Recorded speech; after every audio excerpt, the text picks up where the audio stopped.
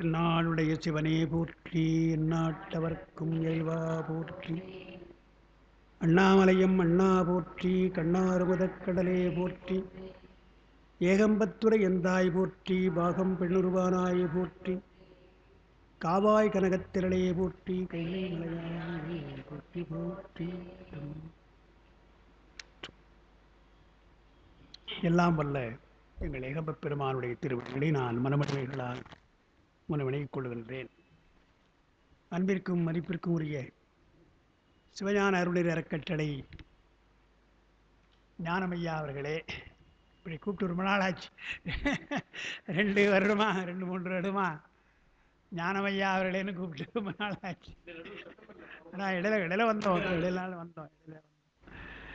மெய்யன்பர்களே, பெருமானுடைய திருவுருளால் இந்த அருமையான அறக்கட்டளையினுடைய சார்பிலே நாம் திருமந்திரத்தை முறையாக நாம் சிந்திக்கின்ற ஒரு வாய்ப்பை நமக்கு பெருமான் அளித்திருந்தார். அது ஏறக்குறைய 2 ஆண்டு காலமாக எல்லாம் தடைப்பட்டது. காலையில் நம்முடைய சிவசண்முகம் பேசுகிற பொழுது, சக்திதன் வடிவியதெனில் தடையிலா ஞானமாகும் என்று சொன்னார். தடையிலா ஞானம் என்று சொல்வதாலே தடையுள்ள ஞானம் ஒன்று உண்டு என்று சிவஞான முனிவர் அதை எழுதுகிறார். ஆன்மாக்களுக்கு தடையில்லாத ஞானத்தை தருகின்றான் என்றால் அது அருள் என்று வைத்துக்கணும். தடையுள்ள ஞானம் என்றால் அது திரோபாவம், திரோதானம் வைத்துக்கணும் என்று சொல்வாங்க. பெருமான் நமக்கு இந்த உலகத்திலே அருள் புரிவது எல்லாம் திரோதானம் தான் முதல்ல, பின்னால்தான் தான் அருள். உலகப் பொருள்களை காட்டி நமக்கு அருள் புரிகிறான் என்று சொன்னால் அது மறைப்பு தான். 4ஆம் திருமுறைக்கு உரை எழுதுகின்ற முத்துசு அவர்கள் ஒரு அருமையான கருத்தை எழுதுகிறார். பெருமானுடைய நடனக் காட்சிக்கு ஒரு நடனக் கோலம் நம்ம வைத்திருக்கிறோம். இந்த நடனக் கோலத்தில் ஊன்றுகின்ற பாதம், தூக்கிய பாதம் அல்லது எடுத்த பாதம் மிக முக்கியமாக நாம் சொல்கிறோம். அப்புறம் கைகள் இருக்கிறது, கைகளுக்கெல்லாம் ஒரு அர்த்தம் சொல்கிறோம். அவர் என்ன சொல்லுவார்? ஊன்றிய திருப்பாதம் திரோதானம் மறைப்பு என்கிறார். ஊன்று மலர்பாதம் உற்ற திரோதத்தே என்று உண்மை விளக்கத்தில், ஊன்று மலர்பாதம் உற்ற திரோதம், அருள் நான்ற மலர்ப்பரத்தே நாடு, தூக்கிய திருவடியே அருள் என்று அவர் சொல்லுகிறார். அதனால் அவர் என்ன சொல்ல வரார்? ஒரு காலை ஊன்றினால்தான் இன்னொரு காலை தூக்க முடியும். நமக்கெல்லாம், அவருக்கு அது கிடையாது. அதை சொல்லி காண்பிக்கிறார். நாமெல்லாம் ஒருவேளை அந்த நடனத்தை ஆடுகிறோம் என்று சொன்னால் ஒரு காலை ஊன்றிதான் இன்னொரு காலை தூக்க வேண்டும். அதுபோல பெருமான் ஆன்மாக்களுக்கு அருள் செய்கிற பொழுது திரோதத்தை காட்டித்தான் அருள் செய்கிறார். மறைப்பை காட்டித்தான் அருள் செய்வாரே தவிர நேரடியாக அருள் செய்வது கிடையாது. மறைப்பு முதல்ல இருக்கும். மறைந்தால்தான், மறைப்பிருந்தால்தான் அருள் என்ன என்று தெரியும் என்று. அதனால் ஊன்றிய பாதம் அது திரோபாவம், தூக்கிய திருவடி அது எடுத்த பொற்பாதம் என்பது அருள் என்று சொல்கிறார். எடுத்த பொற்பாதமும் காணப்பெற்றால் மனித பிறவியும் வேண்டுவதே என்று அப்பர் பெருமான் பாடுறார். எனக்கு ரொம்ப அடிக்கடி நான் சொல்கிற பாட்டு, வகுப்பில் கூட நான் அடிக்கடி சொல்லுவேன். அது ரொம்ப அழகான பாட்டு அப்பர் பாடுறார். எடுத்த பாதம் என்று சொன்னால் அவர் என்ன செய்கிறார்? சாடை எடுத்த பாதம், தேடை எடுத்த பாதம், நாடை எடுத்த பாதம், ஆடை எடுத்த பாதம் என்று அப்படி 4ஆக பிரிக்கிறார். ஒரு இடத்துல எடுத்த பொற்பாதமும் காணப்பெற்றால் என்று பாடுறவர், சாடை எடுத்தது தக்கந்தன் வேள்வியில் இல்லையா? முதல்ல தக்கனுடைய வேள்வியை சாடுவதற்காக எடுத்தார்.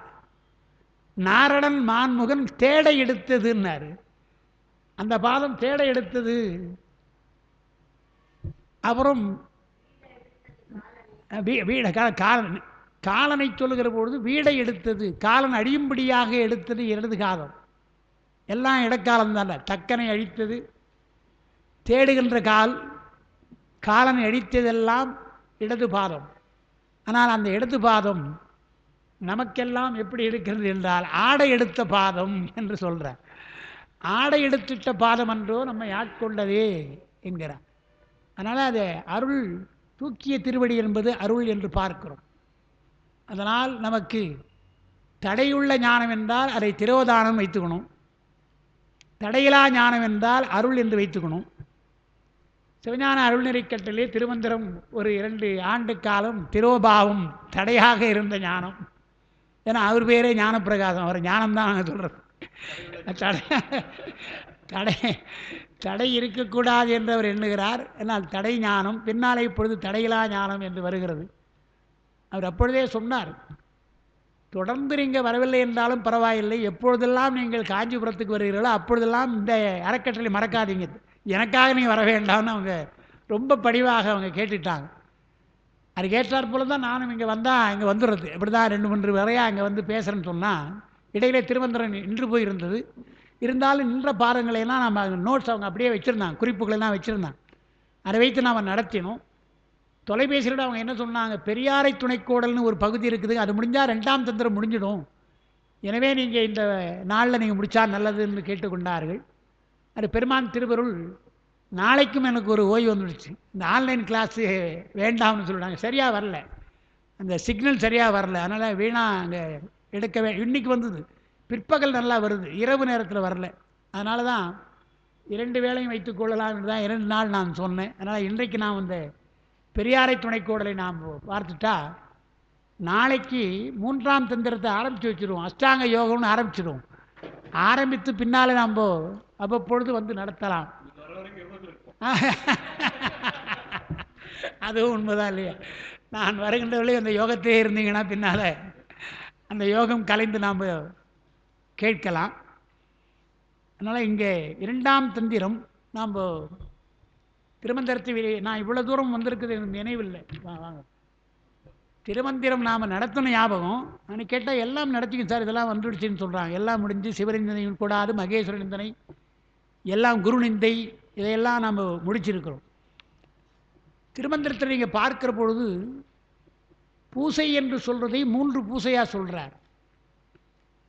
ஒன்று குரு பூசை, 2வது சிவபூசை, 3வது மாகேஸ்வர பூசை என்று 3ஐயும் சமமாக சொல்கிறார். குரு லிங்க சங்கமம் என்று நாம் சொல்கிறத அப்படியே பூசையாக சொல்கிறார். குரு என்று சொன்னால் அதை குரு பூசை செய்யணும். இலிங்கம் என்று சொன்னால் அது சிவபூசை, சிவபூசைக்குரியது. சங்கமம் என்று சொன்னால் அடியார் பூசை, அது மாகேஸ்வர பூசை என்று சொல்கிறார். அதனால் இங்கே குரு நிந்தை கூடாது, பூசை சொல்கிறார், நிந்திக்கக்கூடாது குருவை, அடியார்களை நிந்திக்கக்கூடாது, சிவநிந்தனை கூடாது என்று 3 வகையாக விரிவாக சொல்லுகிறார். அதெல்லாம் நம்ம படித்து குறிப்பு கொடுத்துருக்குறோம். ஞானசம்பந்த பெருமான் மதுரையில் பாடுகிற பொழுது சமணத்தை எதிர்ப்பதற்கு ஒரு காரணம் சொல்லுகிறார். சமணருடைய கொள்கை வேறு, அவர்களுக்கு இருக்கிற கொள்கை வேறு. நம்ம என்ன சொல்கிறோம், யார் யார் எந்த கொள்கை வைத்து கொண்டிருந்தாலும், யார் யார் எந்த தெய்வத்தை வணங்கினாலும் அந்த தெய்வமாகத்தான் நம்முடைய பெருமான் போகிறான்னு நாம் சொல்லுறோம். யாதொரு தெய்வம் கொண்டீர் அத்தெய்வமாகி அங்கே மாதொரு பாகனார் வருவார் என்பது நம்முடைய கொள்கை. அதனால் மற்ற சமயங்களை நாம் இழித்து பேசுவது கூடாது, நம்முடைய மரபும் அது அல்ல. ஆனால் அங்கே ஞானசம்பந்த பெருமான் என்ன சொல்கிறார், சமணர்களை எதிர்ப்பதற்கு என்ன காரணம், எதிர்த்து வாதம் செய்வதற்கு என்ன காரணம் என்றால், அவர்கள் வேத வேள்வியை நிந்தனை செய்து உடல் ஆதமில்லி அவனோடு தேரர் என்று சொல்கிறார். நம்முடைய வேதத்தையும் வேள்வியையும் வழிபாட்டையும் இழிவுபடுத்துவதற்கு அவர்கள் யார், நிந்தனை செய்வதற்கு அவர்கள் யார்? அவருடைய எல்லை, அவருடைய கொள்கை, அவருடைய தத்துவம் அதோடு நிற்கணும். நாம் அதுக்குள்ளே போகலை. அந்த மாதிரி எத்தனையோ சமயங்கள் இருக்குது, உலகத்தில் எத்தனையோ சமயங்கள் இருக்குது. அவரவருக்கு சில கொள்கைகள் இருக்குது. நாம் சொல்லுகின்ற லோகாயுதம் சமணம் பௌத்தத்தையே நாம் சொல்கிறோம், அவரவர் கொள்கை அது. ஆனால் அந்த கொள்கையெல்லாம் கடந்து நம்முடைய சித்தாந்தம் மேலோங்கி இருக்கிறது என்று நிறுவுவதற்காக அந்த சமய கருத்துக்களை நாம் சொல்கிறோம். நாம் அவர்களை நிந்தனை செய்வது கிடையாது, அது அவங்க கொள்கை. அவன் அளவில் அவன் மகிழ்கன்னு சொல்லுவாங்க நம்முடைய தத்துவத்தில். அவனுக்கு அது தெரியுதா, அதோடு இருக்கட்டும், அவன் மகிழ்ச்சியாக இருக்கட்டும், அதையே நம்ம போய் கெடுப்பானே என்று சொல்கிறோம். ஆனால் ஞானசம்பந்தர் என்ன சொல்கிறார், வேத வேள்வியை நிந்தனை செய்கிறார்கள். அந்த நிந்தனை என்பது பெரிய பாவம். குருவை பூசிக்காமல் இருக்கலாம், அடியார்கள் மாகேஸ்வர பூஜை செய்யாமல் இருக்கலாம். ஆனால் செய்பவர்களை இகழ்ந்தால், செய்பவர்களை நிந்தனை செய்தால் அந்த பாவம் பெரும்பாவம் என்கிறார். திருவள்ளுவர் அறநூலில் சொல்றார், கொடுப்பது நல்லது, உன்னிடத்திலே இருக்கிற பொருளை அடுத்தவருக்கு கொடுப்பது நல்லது. ஆனால் நீ கொடுக்கவில்லை என்றாலும் பரவாயில்லை, ஒருவன் கொடுத்தால் அதை தடுப்பது கூடாது என்று. நீ கொடுக்காம கூட இருக்கலாம், உனக்கு கொடைக்குணம் இல்லாமல் இருக்கலாம். கொடைக்குணம் இயல்பாக உடையவர்கள் கொடுக்கிறார்களே, அதை தடுத்தால் வள்ளுவருக்கு பல இடங்களில் கோபம் வரும். அதில் ஒரு இடம் இந்த இடம். கொடுப்பது அழுக்கறுப்பான், கொடுப்பதை தடுக்கிறான் வைத்துக்கொள்ளேன், அவன் சுற்றம். கொடுப்பது அழுக்கறுப்பான் சுற்றம் இருக்கு இல்லையா, அவனுடைய கிளை, அது உடுப்பதும் உண்பதும் இன்றி கெடும்ல. எவ்வளோ கோபத்தோடு சொல்கிறார் பாருங்க, சாமி சபிக்கிறார்.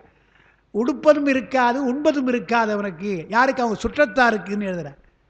பரிமேழகர் அங்கே அழகாக உரை எழுதுகிறார். சுற்றம் தானே கெடும், நான் கெடமாட்டேன்னு ஒருத்தன் சொல்லுவான் இல்லையா. கொடுப்பதுக்கு அழுக்க இருக்கிறானே, புறமைப்படுறானே, எனக்கு ஒன்றும் ஆகாது இல்லையா, என் சுற்றத்துக்கு தானே, அதை பற்றி எனக்கு கவலை இல்லைன்னு சொல்லுவான் இல்லையா. அதை பற்றி கவலை இல்லைன்னுவான். என்னுடைய சுற்றம் தானே உடுப்பது உண்பதும் இன்றி கெடும், எனக்கு ஒன்றும் ஆகாதே என்று கேட்பான். அதுக்கு தான் பரிமேன் என்ன எழுதுகிறார், சுற்றம் கெடும் எனவே இவன் கேடு சொல்லாமை பெறப்பட்டதுன்னு. அது சொல்ல வேண்டிய அவசியம் இல்லைன்ட்ட. சுற்றமே கெடுதுன்னா உன்னுடைய கேடு சொல்லாமை பெறப்பட்டது. சொல்ல முடியாதுப்பா, அவனுக்காவது உடுப்பது உண்பதுமின்றி கெடும், உன்னுடைய கேடு பற்றி சொல்லவே முடியாது, நிச்சயம் கெட்டு போவ நீ என்பது அர்த்தம், உனக்கு கேடு வராது என்பது அர்த்தம் இல்லை என்றார். அதுபோல வந்தனை செய்யவில்லை என்றாலும் பரவாயில்லை, நிந்தனை செய்யக்கூடாது என்பது நம்முடைய மரபு. அதைத்தான் நாங்கள் முதல்ல சொன்னார். குருநிந்தை கூடாது, சிவநிந்தை கூடாது, மாகேஸ்வர நிந்தை கூடாது என்று சொன்னார். குரு பக்தி, பக்தி என்ற சொல்லை நாம் எங்கெல்லாம் பயன்படுத்துகிறோம்? குருவினிடத்திலே பக்தி, தாய் தந்தையிடத்திலே நமக்கு பக்தி, தேசத்திலே பக்தி, தேசத்தின் மேலே பக்தி என்று இதெல்லாம் உயர்ந்த நிலை, உயர்ந்த அன்பை காட்டுவது. அடியாரிடத்திலே பக்தி, பட்டினத்தார் நல்லார் இணக்கம், நின் பூசை நேசம், ஞானம், எல்லாத்தையும் சொல்றார். நல்லார் இணக்கம் என்பதனாலே மாகேஸ்வரர் அடியார்களை சொல்றார். நின் பூசை என்பதனாலே சிவபொய்யை சொல்லுகிறார். ஞானம் என்பதனாலே ஞான குருவை சொல்லுகிறார். 3 பேரும் சொல்றாருங்க.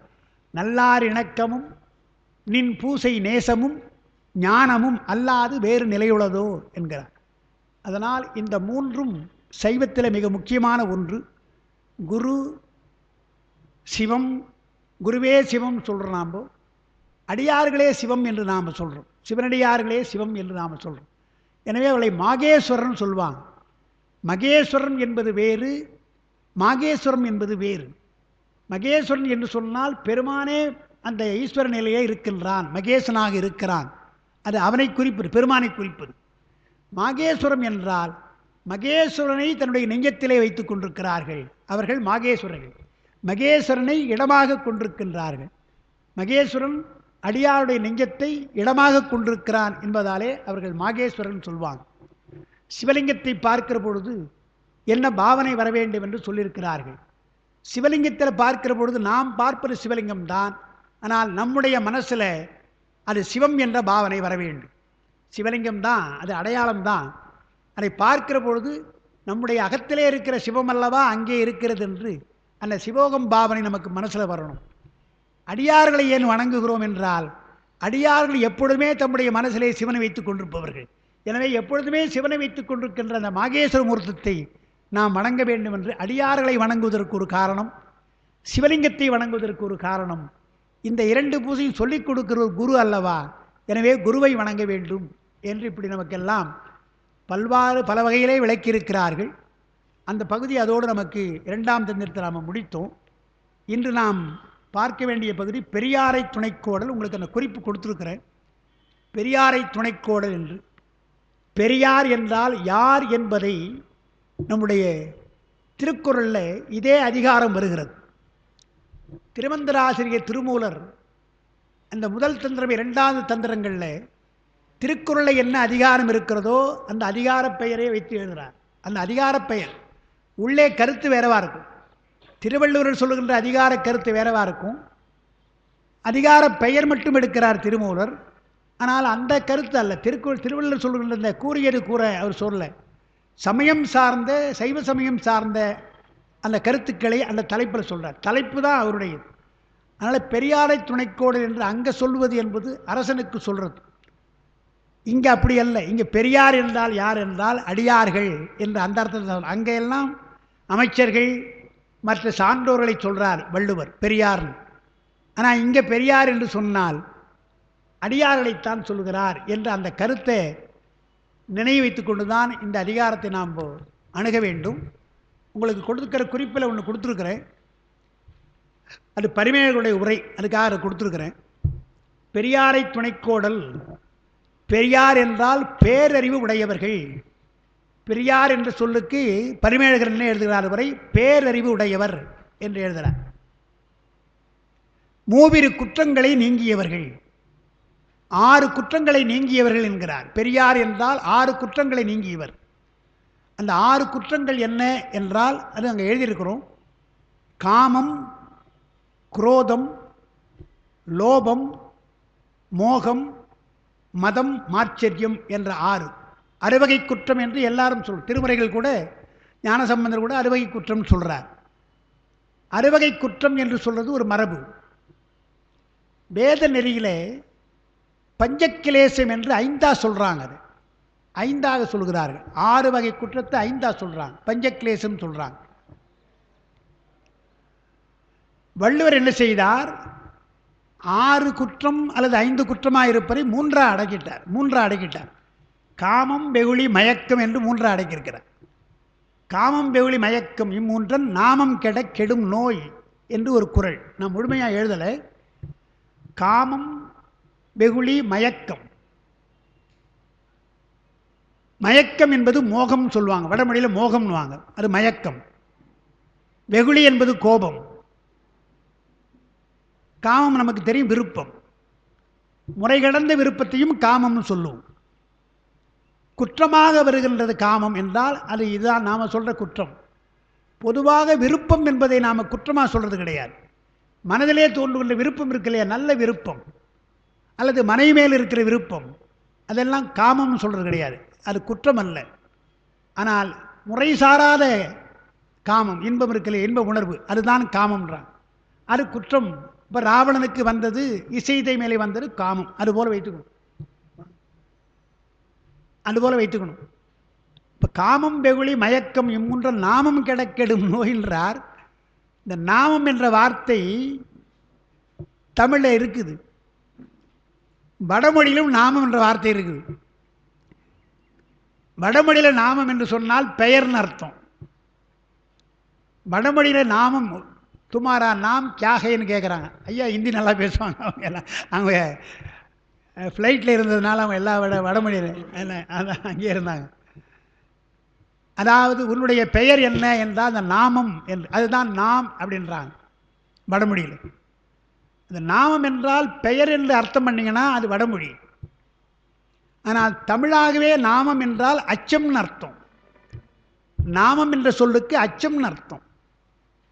நாமநீர் வேலி என்பார்கள். கடலில் பார்த்தா ஒரு அச்சம் வரும் நமக்கு, அது நாமநீர் வேலின்றாங்க. அச்சத்தை தருகின்ற கடல், தண்ணீர் பரப்புன்றாங்க. அப்போ நாமம் என்றால் அச்சம் என்று ஒரு அர்த்தம், பெயர்னு ஒரு அர்த்தம் இருக்கு. வள்ளுவர் அழகாக சொல்லியிருக்கிறார். காமம், வெகுளி, மயக்கம் இவற்றின் மூன்றன் நாமம் கெடும் நோய் என்பதில் பரிமேலகர் என்ன பண்ணுறார்? அந்த நாமம் என்பதற்கு தமிழாக அச்சம்னு எழுதலாம், தப்பு கிடையாது. பெயர்னு எழுதுகிறார். அது வடமொழியாக கொண்டு பெயர்னு தான் எழுதுகிறார். திருவள்ளுவர் தமிழ் தான் எழுதினார். அந்த நாமம் என்பதை அச்சம்னு சொல்லலாம். காமம் என்ற ஒரு அச்சம், வெகுளி, மயக்கம் எல்லாம் குற்றங்கள் அல்லவா? இந்த குற்றங்களை அஞ்சி நீங்கினால், இவை கூடாது, நமக்கு சேரக்கூடாது என்று அஞ்சி நீங்கினால் நமக்கு நோய் வராது. நோயின்னா பிறவின்னு அர்த்தம். பிறவி வராது. பிறவிக்கு இந்த 3 குற்றம், காமம், வெகுளி, மயக்கம் பிறவிக்கு குற்றம். எனவே பிறவி வராது, நாமம் கெடும் நோய் என்றார். நோய் என்பது அங்கே பிறவி. அப்போ பிறவி வராமைக்கு நாமம் என்பதை அச்சம்னு சொல்லலாம், தப்பு கிடையாது. தமிழ் படியே அச்சம்னு சொல்லியிருக்கலாம். ஆனால் பரிமேலகர் தெரிந்துதான் பெயர்ன்றார். அதை பெயர்ன்றார். ஏன்னா துறவு நிலையிலே, பற்றற்ற நிலையிலே அந்த பெயர் கூட மறந்துடுமா. காமம்னா என்ன, என்ன அது அப்படின்னு கேட்பாங்களாம். அந்த பெயரே மறந்து போகுது. என்றால் ஒருவருடைய பெயரே மறந்து போதா என்ன அர்த்தம்? இல்லை அவன் பேரை சொல்லாதரா என்கிட்டன்றான், ரொம்ப பகையாக இருக்கிற அவன் பேரை கூட சொல்லாதன்றோம் என்றால் ஒரு தொடர்பு கூடாது அவனுக்குன்ற இல்லையா? அதுபோல் அந்த பெயரை கூட மறந்தால் அது தொடர்பு நீங்குதல்.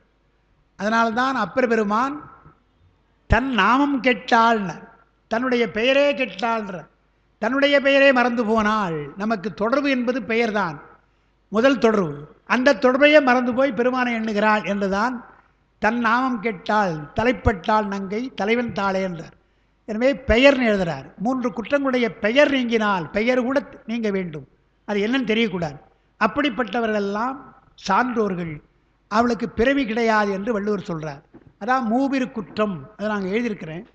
காமம் வெகுளி மயக்கம் என்ற 3இல் அடக்கினார் திருவள்ளுவர்.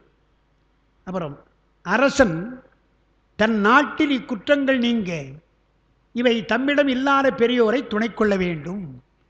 தன்னுடைய நாட்டில் இதெல்லாம் இருக்கக்கூடாது, தனக்கு இல்லாத மட்டுமல்ல. ஒரு அரசருக்கு இந்த குற்றங்கள் இருக்கக்கூடாது. தனக்கு பக்கத்தில் அமைச்சர்களாகவோ சான்றோர்களாகவோ புலவர்களாக இருக்கிறாங்களே அவர்களுக்கு இந்த குற்றம் இருக்கக்கூடாது. அது போதாது, ஒரு மன்னனுக்கு தன்னுடைய நாட்டு மக்களுக்கு இது நீங்க வேண்டும்.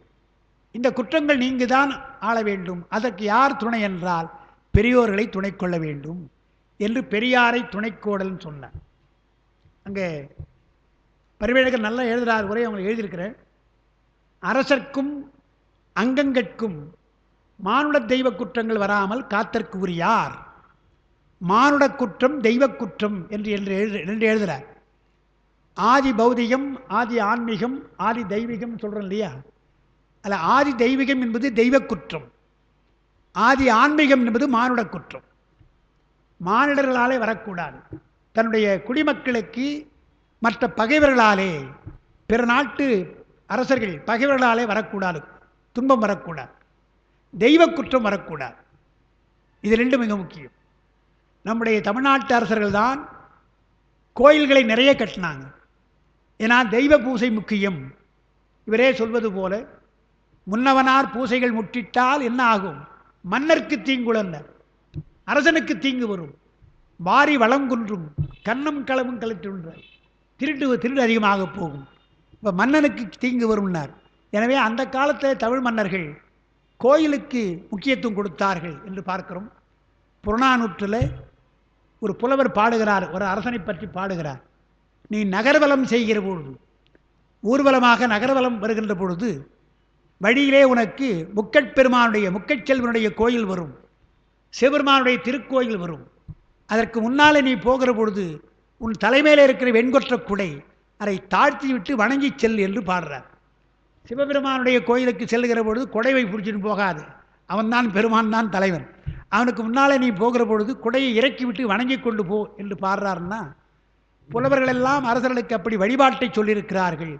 எனவே அரசர்கள் எல்லாம் நிறைய திருக்கோயில்களை கட்டியிருக்கிறார்கள் என்று பார்க்கிறோம். கோச்செங்கனான் சோழ வம்சத்திலே பிறந்தவர், 70 மாடக்கோயில் கட்டினார் என்று அப்பர் பெருமான் சொல்லுகிறார்னு பார்க்கிறோம். எனவே அதுபோல கோயில்கள் நிறைய வழிபாட்டுக்கு மிக முக்கியம் அல்லவா? அது தெய்வ குற்றம் நீங்குவதற்காக, மக்களுக்கு தெய்வ குற்றம் நீங்குவதற்காக கோயில்களை கட்டியிருக்கிறார்கள். மானுட குற்றம் என்பது தன்னுடைய வலிமையினாலே, தன்னுடைய படை ஆற்றல் போர் ஆற்றலாலே பகைவர் நாட்டை கவரக்கூடாது என்று பகை மன்னர் மூலமாக வருகின்ற குற்றங்களை நீக்க வேண்டும். இது இரண்டிற்கும் யார் துணையாக இருக்க வேண்டும் என்றால், எப்பொழுது போர் எடுக்கலாம் அல்லது எப்பொழுது சந்து செய்து கொள்ளலாம், சமாதானம் செய்து கொள்ளலாம் என்றெல்லாம் சொல்லுகின்றவர்கள் அமைச்சர்கள். அதே மாதிரி தெய்வங்களுக்கு பூசை என்று சொன்னால் நமக்கு தெரியும். கோயில் பூசையில் ஞானசம்பந்தர் பாடுகிற பொழுது மயிலாப்பூர் பதிகத்தில் ஒவ்வொரு மாதமும் பாடுறார். சித்திரை வைகாசி என்று எல்லா மாதத்திற்கும் அவர் விழாக்களை பாடுகிறான்னு பார்க்கணும். விழாக்களை பாடிவிட்டு அப்புறம் கடைசியாக ஒன்று பாடுறார், பெருஞ்சாந்தி காணாதே போதியோ பூம்பாவாய் என்று பாடுறார். பெருஞ்சாந்தி என்பது பவித்ரோற்சவம் சொல்கிறாங்க. பழைய காலத்தில் அது எல்லாம் கும்பாபிஷேகம் குடமுழுக்குன்னு சொல்லி கொண்டிருந்தாங்க உரையில். அந்த உரை தவறு என்று சொல்லி பெருஞ்சாந்தி என்று சொன்னால் பவித்ரோற்சவம். பவித்ரோற்சவம் என்றால் என்ன என்றால், ஒரு ஆண்டிலே செய்கின்ற பூசை, நித்திய பூசை செய்கிறார்கள், நைமித்திக பூசை செய்கிறார்கள், காமிய பூசை செய்கிறார்கள். கோயிலில் பரார்த்த பூஜை செய்கிற பொழுது நித்திய பூஜையாக அந்த குருக்கள் அல்லது சிவாச்சாரியார்கள் தங்களுக்குள்ள ஆன்மார்த்தத்தை முதல்ல பூஜை செய்து கொள்வாங்க. பெருமானுக்கு பூஜை செய்வதற்கு முன்னாலே, திருக்கோயிலில் வந்து பெருமானுக்கு பூஜை செய்வதற்கு முன்னாலே தன்னுடைய ஆன்மார்த்தத்துக்கு பூஜை செய்து கொள்வார்கள். அது நித்திய பூஜை தனக்கு செய்கிறது. அதுக்கப்புறம் நிமித்திகம், ஏதோ ஒரு காரணம் பற்றி பரார்த்த பூசையிலே கோயிலுக்கு பூஜை செய்வார்கள். காமிய பூசை வேண்டுகோளுக்காக செய்வார்கள். இது செய்கிற பொழுது ஆண்டுதோறும் செய்வதாலே சில குற்றங்கள் வந்து விடலாம். பூஜை செய்கிற பொழுது சில தவறுகள் நேர்ந்து விடலாம். ஏன்னா மானிடர்கள் அவசரப்படுவாங்க. எனவே மந்திரங்களை குறைத்துக் கொள்வார்கள், கிரியைகளை குறைத்துக் கொள்வார்கள், திரவியங்களை குறைத்துக் கொள்வார்கள். அவசரமாக பூஜை பண்ணுற பொழுது நாம் என்ன பண்ணுறோம்? சில மந்திரங்களை விட்டுடுறோம், சில முத்திரைகளை காட்டுறது கிடையாது, சில கிரியைகள் விட்டுடுறோம், சில திரவியங்களை விட்டுடுறோம் அவசரத்துக்காக. இப்படியே போனால் ஒரு ஆண்டுக்கு பெருங்குற்றமாக போயிடும். எனவே என்ன செய்கிறார்கள்? கோயிலில் இந்த மாதிரி மந்திர லோபம், திரவிய லோபம், கிரியாலோபம் என்று இதெல்லாம் நீங்குவதற்கு பவித்ரோற்சவம் என்று பெரிய விழாவாக செய்வார்கள். இந்த குற்றங்களெல்லாம் நீங்குவதற்காக செய்கின்ற விழா. இப்படியெல்லாம் வழிபாட்டுக்கு வழிமுறை வகுத்திருக்கிறார்கள்.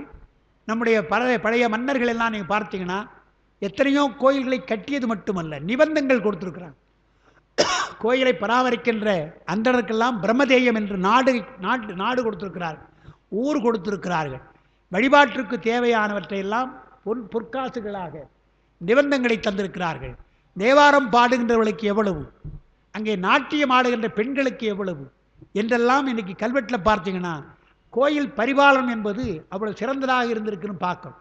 அதனால் அங்கே என்ன சொல்கிறார்? பெரியாரை துணைக்கோடல் என்றால் இவர் எழுதுகிறார், நம்முடைய பரிமேழகர் புரோகிதர்னு எழுதுகிறார். பொதுவாக புரோகிதர் எழுதியிருக்க பாருங்க. மானுட குற்றம் நீங்க அமைச்சர்கள்,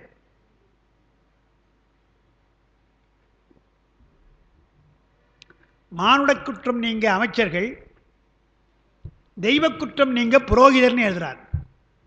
புரோகிதர் என்றது அவர் எழுதுகிறார்.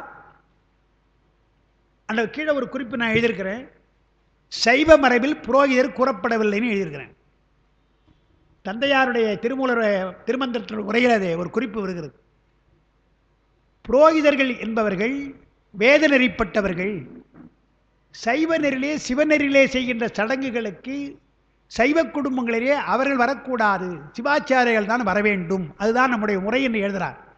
புரோகிதர் என்பவர்கள் இப்பொழுது புரோகிதம் பண்ணுறாங்க இல்லையா பல பேர், அதனால திருமணமாக இருக்கட்டும் மற்ற இதுவாக இருக்கட்டும் செய்கிறாங்க இல்லையா, அந்த முறை என்பது பின்னாலே வந்தது. நம்முடைய சைவ மரபில் அது கிடையாது. சிவாச்சாரியர்கள் இருந்தால் அவங்க தான் அந்த மந்திரங்களை சொல்ல வேண்டும், அவர்கள் தான் சடங்கு செய்ய வேண்டும் என்று நமக்கு சொல்லியிருக்கிறார்கள். ஆனால் பரிமேழகர் மனுஸ்மிருதிப்படி எழுதுகின்றவர். மனுஸ்மிருதியில் என்ன இருக்கிறதோ அதைத்தான் அவர் உரையாக எழுதுவார். அதனால் தெய்வ குற்றம் நீங்குவதற்கு புரோகிதர்கள் என்று எழுதுகிறார். நாம் என்ன செய்யலாம்?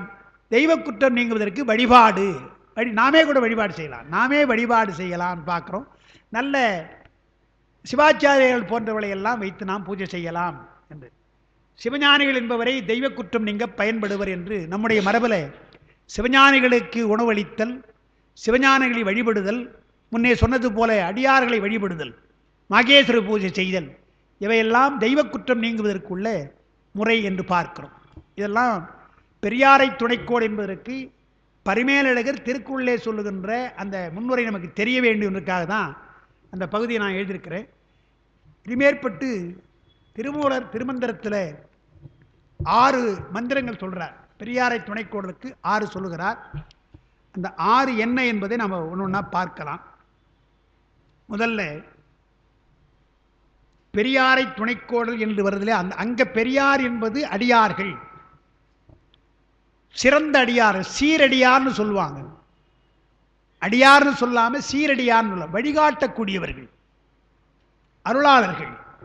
ஞானசம்பந்தர் போன்றவர்களெல்லாம் சீரடியார்கள். அவர்கள் தாங்களும் உய்ந்தார்கள், நமக்கும் வழிகாட்டினார்கள். அவருடைய வினை கழிப்பதற்காக இங்கே வந்தாலும் நம்முடைய வினை கழிப்பதற்கு அவர்கள் நிறைய பாட்டு பாடியிருக்கிறாங்க. எனவே அவர்களெல்லாம் சீரடியார்னு சொல்லுவாங்க. அவர்கள் இப்போ அவங்களை நாம் எப்படி துணை கொள்வது? ஞானசம்பந்தர் போருடைய வாக்கு தான் நமக்கு துணை, அவர்கள் பாடிய திருமுறைகள் தான் நமக்கு துணை. அது என்னைக்கும் அவரே பாடுறார், மருந்து வேண்டில் இவை மந்திரங்கள் இவைன்னு சொல்லிட்டார். எனவே நாங்கள் பின்னாலே மறைந்து போனாலும் மருந்தாகவும் மந்திரமாகவும் என்னுடைய வாக்குகள் இருக்கும்ன்றாங்க. அது என்னைக்கும் உண்மையாக இருக்கு. இன்றைக்கும் திருமுறைகளை நம்பி நாம் படிக்கிற பொழுது அதே பலனை தருவதை பார்க்கிறோம் அல்லவா? அது அருளாளர்கள் சொன்னது, பெருமான் அருளாளரை அவர்கள் சொன்ன வாக்குகள், அது இன்றைக்கும் பலிக்கிறது. அந்த மாதிரி பெரியாரை துணைக்கோடல் என்றால் திருமுறைகளை நாம் துணையாக கொள்ள வேண்டும் என்று 2 நிகழ்ச்சி, எத்தனையோ நிகழ்ச்சி சொல்லலாம்.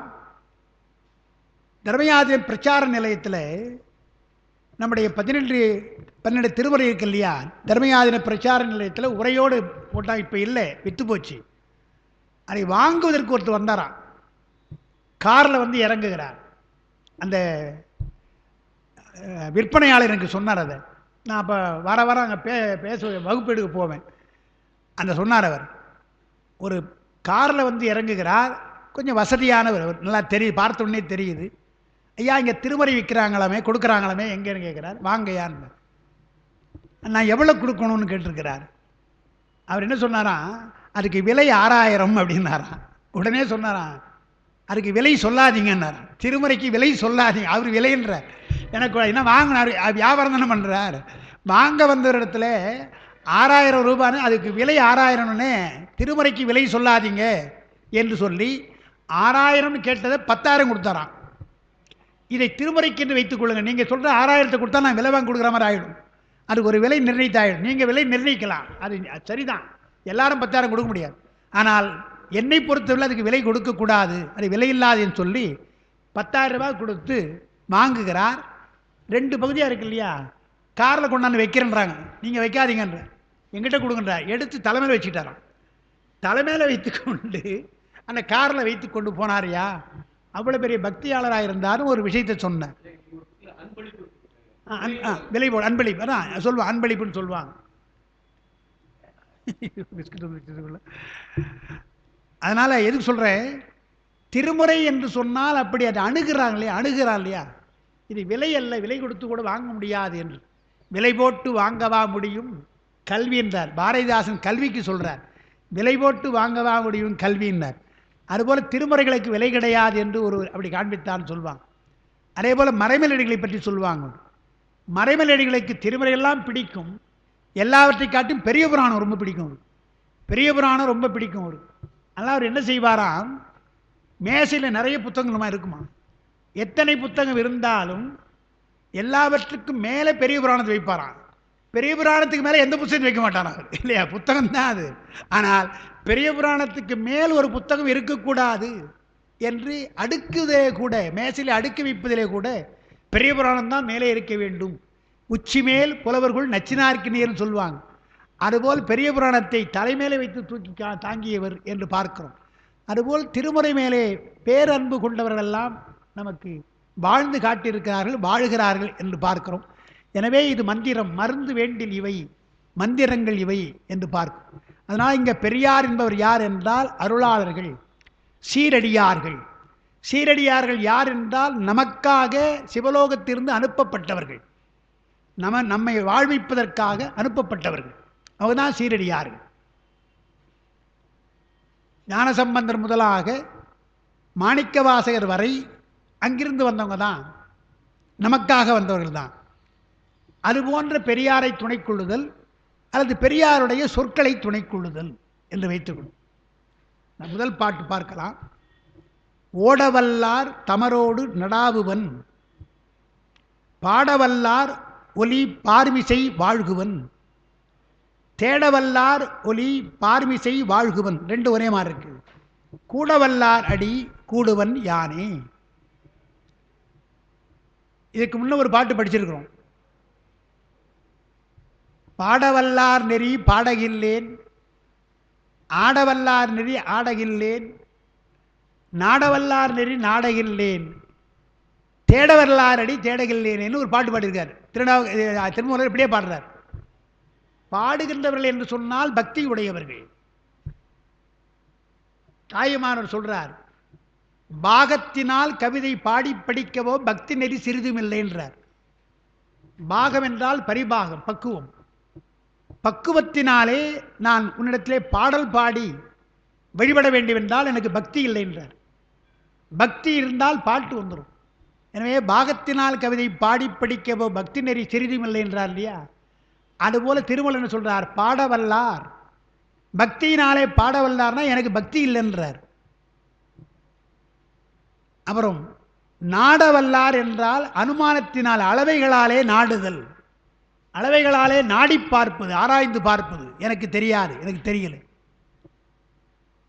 ஆடவல்லார் என்றால் பக்தி பரவசம் அதிகமாக போனால் ஆடுவாங்க, பக்தி இருந்தால் பாடுவார்கள், பக்தி மிகுந்தால் ஆடுவார்கள்.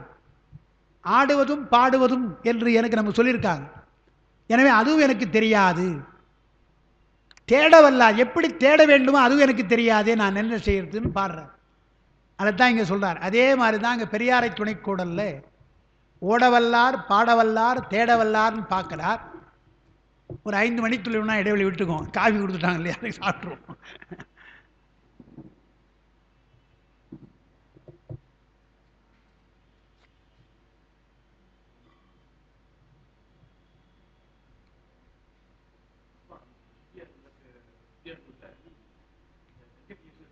ஆமாம், பஞ்சகிரி சொல்லமா, நம்ம கிடையாது, நம்ம கிடையாது, நம்ம கிடையாது.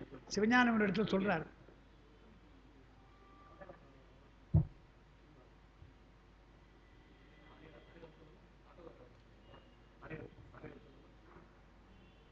நீங்க பஞ்சராவதியா 6 சொல்லிட்டு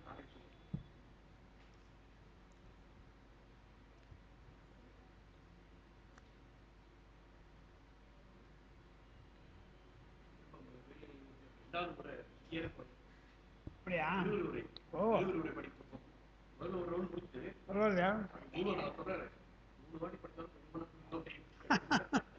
ஆமா.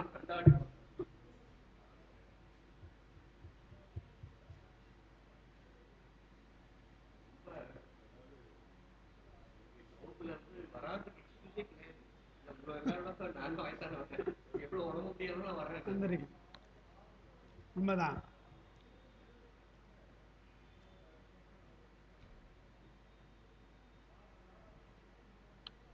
முறையாக தான் நடந்துட்டு இருந்தது. அந்த இடையில வந்தது எல்லாம் அப்படியே விட்டு போச்சு.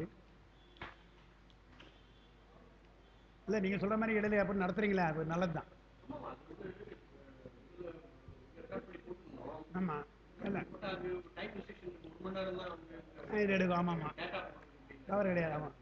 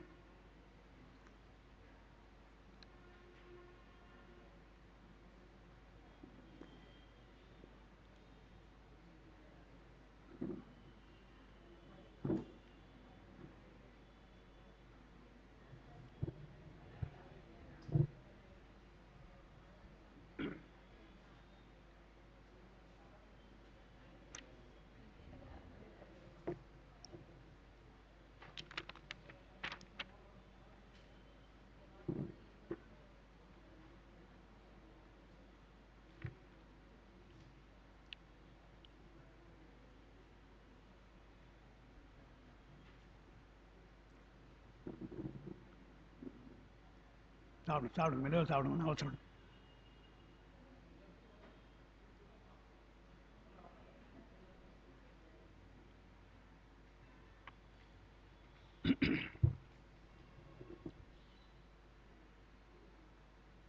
சரி, இந்த ஓடவல்லார் பாடவல்லார்னு வருது, அதுக்கு விளக்கம் கொடுத்துருக்குறோம். சிவனை அடையும் விருப்பமுடைய யான் பக்தி காரணமாக ஓடுதல் பாடுதல் தேடுதல் கூடுதல் எல்லாம் பக்தி, அடிப்படை பக்தி என்றார். இந்த ஓட்டம் இருக்கு இல்லையா, ஓடுதல் ஓட்டம், அது விரைவை குறிக்கும், விரைவை குறிக்கும். நான் பார்த்துருக்கேன். இப்போ வைகாசி திருவிழா நடக்கும்போது இங்கேயும் பார்க்குறோம், பங்குனி எல்லாம் நான் சின்ன பொருளை பார்த்துருக்குறேன். சாமி அங்கே வரும், செட்டித்தேர்லேருந்து ஓடியா வருவாங்க பார்க்குறது. பெண்கள் ஆணும் ஓடியா வருவாங்க பார்க்குறது. அது அப்போ சின்ன பொருளை சாதாரணமாக பார்த்து நான் ரசிச்சிருக்கேன், ஓடுறாங்களேன்னு. இப்போ என்றேன், என்ன பக்தி அவங்களுக்கு இருக்கணும், போயிடும் சாமி, போயிடும் சாமி, போடணும், ஓடியாருவாங்க. அந்த திருப்பதி கண்டிப்பாக நடந்து போகிற சொல்லி ஓடுவாங்க, ஓடுவாங்க, ஓடுவாங்க. அந்த பக்தி அளவு கடந்தால் ஓட்டம் இயல்பாக வரும். நீங்கள் வேற ஒன்றும் எடுத்துக்காட்டு சொல்ல வேண்டியதில்லை. ஓடி ஆடி பாடி அண்ணா அது ஆடுதல் பாடுதல். நம்முடைய அப்பர் பெருமான அதை பாடுறார். இவரும் திருமூலரும் பாடுறார், அப்புறம் பாடுறார். நாடினேன் நாடிற்றுன்றார். ஓடினேன் ஓடி பார்க்கிற பொழுது நாடினேன் நாடிற்று நமச்சிவாய் என்றார். திருமறைக்காட்டில் திருமாய்மூருக்கு வா என்று போகிறார். எங்கே என்னை இருந்திடம் தேடிக்கொண்டு அங்கே வந்து அடையாளம் அருளான்னு பாடுறவர் என்ன செய்கிறார்? கழியக் கண்டிலேன் கண்ணெதிரே கண்டேன்னு சொல்லிட்டு ஒழியக் கண்டிலேன் ஓட்டந்தேன்றார். ஓடியார்ன்றார். நேராக கண்ணில் பார்த்தேன், எனக்கு நல்லா தெரியுது அவர் தான் போகிறார். ஒழியக் கண்ணில் கண்ணில் நல்லா தெரியுது போகிறார். அவர் எப்படி விடுறது? ஓட்டந்தேன்ற ஓடினேன்றார். ஞானசம்பந்தர் கேட்குற எங்கேயா ஓடுறீங்கன்னு. இல்லை பாடிப்பெற்ற பரிசில் போல கொடுத்த படங்காசு கொடுத்தாரே, வாடி வாட்டம் தவிர்த்தார், அவர் போல இருக்கிறார், வீடிமலை பெருமான் போல இருக்கிறார், என்னை திருவாய்மூருக்கு வான்னு சொல்கிறார் என்று அந்த சான்று அகச்சான்று அப்படியே இருக்கு அந்த பாட்டில். ஓடுகிறார், மறைந்து விடுகிறார் பெருமான், திருவாய்மூர் பெருமான் மறைந்து விடுகிறார். என்னையா ஏன் ஓடியாந்தேன்னு கேட்குறான். ஞானம் என்ன? வாய்மூர் பெருமான் வந்தார், வான்னு சொன்னார், மறைஞ்சிட்டாரே, மறைக்க வல்லரோ மறைக்காடரேன்னு மறைச்சிட்டாரே என்ன அப்படின்ற. சரிண்ணா அவர் சொல்கிறார் பாட்டில், திறக்கப்பாடிய எண்ணினும் செந்தமிழ் பாடி உரைக்கப்பாடியவரும் இங்கே உள்ளின்றார். உரைப்பு பாடி இங்கே இருக்க பக்கத்தில் இருக்கார். மறைக்க வல்லரோ மறைக்காடர், எனக்கு மறைக்கலாம் அவருக்கு மறைக்கலாமா என்று அங்கே ஓடுகிறார். வயசு என்ன வயசு? அந்த வயசில் ஓடுறான்னு பார்க்கும். எனவே ஓடுதல் என்பது பக்தியினுடைய அடிப்படை. அதைத்தான் திருமாவளவன் சொன்னார் முதல். மற்றதெல்லாம் ஓடுறோம் இல்லையா? நம்ம எத்தனை விஷயத்துக்கு ஓடுறோம் இல்லையா? எத்தனை விஷயத்துக்கு நம்ம ஓடுறோம். பெருமானை காண்பதற்கு ஓட வேண்டும்ன்றார். ஓட்டந்தேன் போல இங்கே ஓடவல்லார்னா பக்தியினாலே ஓடுகிறார்களே அவர்களோடு நான் போக வேண்டும்னார். உரையில் அப்பா என்ன எழுதுறாங்க? ஓடும் இடம் என்றால் பெருமான் வெளிப்படுகின்ற இடம்னு அர்த்தம். கோயில் தான் மிக முக்கியமான. திருவிழா காலங்களிலே வர முடியாதவர்கள் கோயிலுக்கு வர முடியாமல் இருப்பாங்க. அதற்காகத்தான் திருவீதி உலா வைக்கிறாங்க. உற்சவத்தினுடைய விளக்கத்தில் பல விளக்கங்கள் கொடுக்குறாங்க. ஏன் திருவீதி உலா என்று சொன்னால், ஒன்று, கோயிலுக்குள்ளே வர முடியாத ஜீவன்கள் இருக்கலாம், வர முடியாது. நாய் போன்றவற்றெல்லாம் உள்ள சேர்க்க மாட்டாங்க. அப்புறம் நோய்வாய்ப்பட்டவர்கள் வயசானவர்கள் வீட்டிலே இருப்பாங்க, வர முடியாது. சூதகமானவர்கள் ஏதோ சில காரணமாக சூதகமானவர்களே வரக்கூடாது. அதே போல மற்ற மரம் செடி கொடியெல்லாம் பெருமானுடைய படைப்பு, எல்லாவற்றுக்கும் தரிசனம் தர வேண்டும் என்றுதான் பெருமான் திருவீதி உலா வருகிறான் என்று சொல்லிட்டு அப்பனும் ஒரு செய்தி சொன்னார்கள். தீட்சை வாங்கி கொண்டு அதை சரியாக பூஜை செய்யாதவர்களை தண்டிக்கணும். அந்த தண்டிப்பதற்கு பதிலாக மீண்டும் தீட்சை வழங்குகிறான். ஏன் திருவீதி உலா வரான்னு சொன்னால், தீட்சை பெற்ற பின்னால் கைவிட்டுருவாங்க சில பேர். அந்த கைவிடுவது தவறு. அந்த பாவம் நீங்குவதற்காக பெருமான் மீண்டும் தீட்சை தருகிறான், அதற்காக வருகிறான் என்று திருவீதி உலாவை பற்றி நிறைய சொல்கிறாங்க. அப்போது பெருமான் வெளிப்படுகின்ற இடம் என்றால் கோயில் தான் நம்ம முக்கியமாக சொல்கிறோம். கோயிலில் அவனுடைய அருள் வெள்ளம் வருகின்றது. பசுவினுடைய உடம்பெல்லாம் பாலாக இருந்தாலும் மடியிலே பால் சுரப்பது போல வியாபகமாக எங்கே இருந்தாலும் பெருமான் எங்கே இருந்தாலும் அவன் வெளிப்படுகின்ற இடம், அருள் வெளிப்படுகின்ற இடம் கோயில் என்று நாம் சொல்கிறோம். அதே போல் அருள் வெளிப்படுகின்ற இடம் அடியார்கள், அடியாருடைய மூலமாக அவருடைய திருவேடம் அவர்கள் மூலமாக வெளிப்படுகிறான்னு சொல்கிறோம். அதான் ஓடும் இடம் என்றால் இறைவன் வெளிப்படுகின்ற இடங்கள். பாடல் பாடவல்லார் ஒலி பார்மிசை வாழ்குவன், அவர்கள் பாடுகின்ற ஒலியை கேட்டுக்கொண்டும் அதை பாடிக்கொண்டும் நான் வாழ்வேன். தோத்திரங்கள் பாடுதல் இன்னைக்கு கூட சொன்னோம். சமயம் என்று சொன்னால் முதல்ல இருக்க வேண்டியது என்ன என்றால் புராணங்கள். ஒரு சமயத்திற்கு சிறப்பு சேர்ப்பது புராணங்கள். முதல்ல சைவத்துக்கு புராணம் இருக்குது, அதற்கடுத்து தோத்திரங்கள்றாங்க, புராணத்துக்கு அடுத்து தோத்திரங்கள்றாங்க. அதுக்கப்புறம் தான் வழிபாட்டு முறைகள், சடங்குகள், வழிபாட்டு முறைகள், அதுக்கப்புறம் தத்துவம். இந்த நான்கும் ஒரு சமயத்திற்கு தேவை. அது சொல்கிறார் பாடவல்லார். தோத்திரங்கள் நமக்கு 12 திருமுறை இருக்குது. தோத்திரங்கள், திருமந்திரம் கூட தோத்திர முறை தாங்க. அப்போ அது உரையில் எழுதியிருக்காங்க. திருமந்திரம் என்பது ஆகமசாரமாக இருந்தாலும் இயல் தமிழாக இருந்தாலும் அது தோத்திர வடிவில் தான் பாடுகிறார். போற்றி இசைத்து இன்னுயிர் மண்ணும் புனிதனை என்று தான் பாடுறார். அதனால் அப்புறம் தேடவல்லார் என்றால் உள்ளத்திலே தேடுதல். பெருமானை வெளியிலே தேடாமல் உள்ளத்திலே தேடுதல். அப்படி தேடுவது. பாடலுக்கு தோத்திரம். ஆடல் என்றால் வசம் இடத்தல். தன்னுடைய வசமிழந்தால் தான் ஆட முடியும். பேரின்பம், இன்பம் அடைந்தால், இன்பம் என்றால் தான் ஆட முடியும். எனவே பெருமானை பார்த்த உடனே ஆடுறாங்க சில பேர். அவர்கள் அந்த இன்பத்தை பெறுகிறார்கள். தான் யார் என்பதை மறக்கிறார்கள். சுற்றுப்புறம் என்ன இருக்கிறாங்க அதை பற்றி கவலை கிடையாது. அவங்க தானே ஆடுறாங்க. அந்த பெருமானை நோடி ஆடுறாங்க. பார்க்கும் கூட வல்லவர் தான் அடியார்கள்.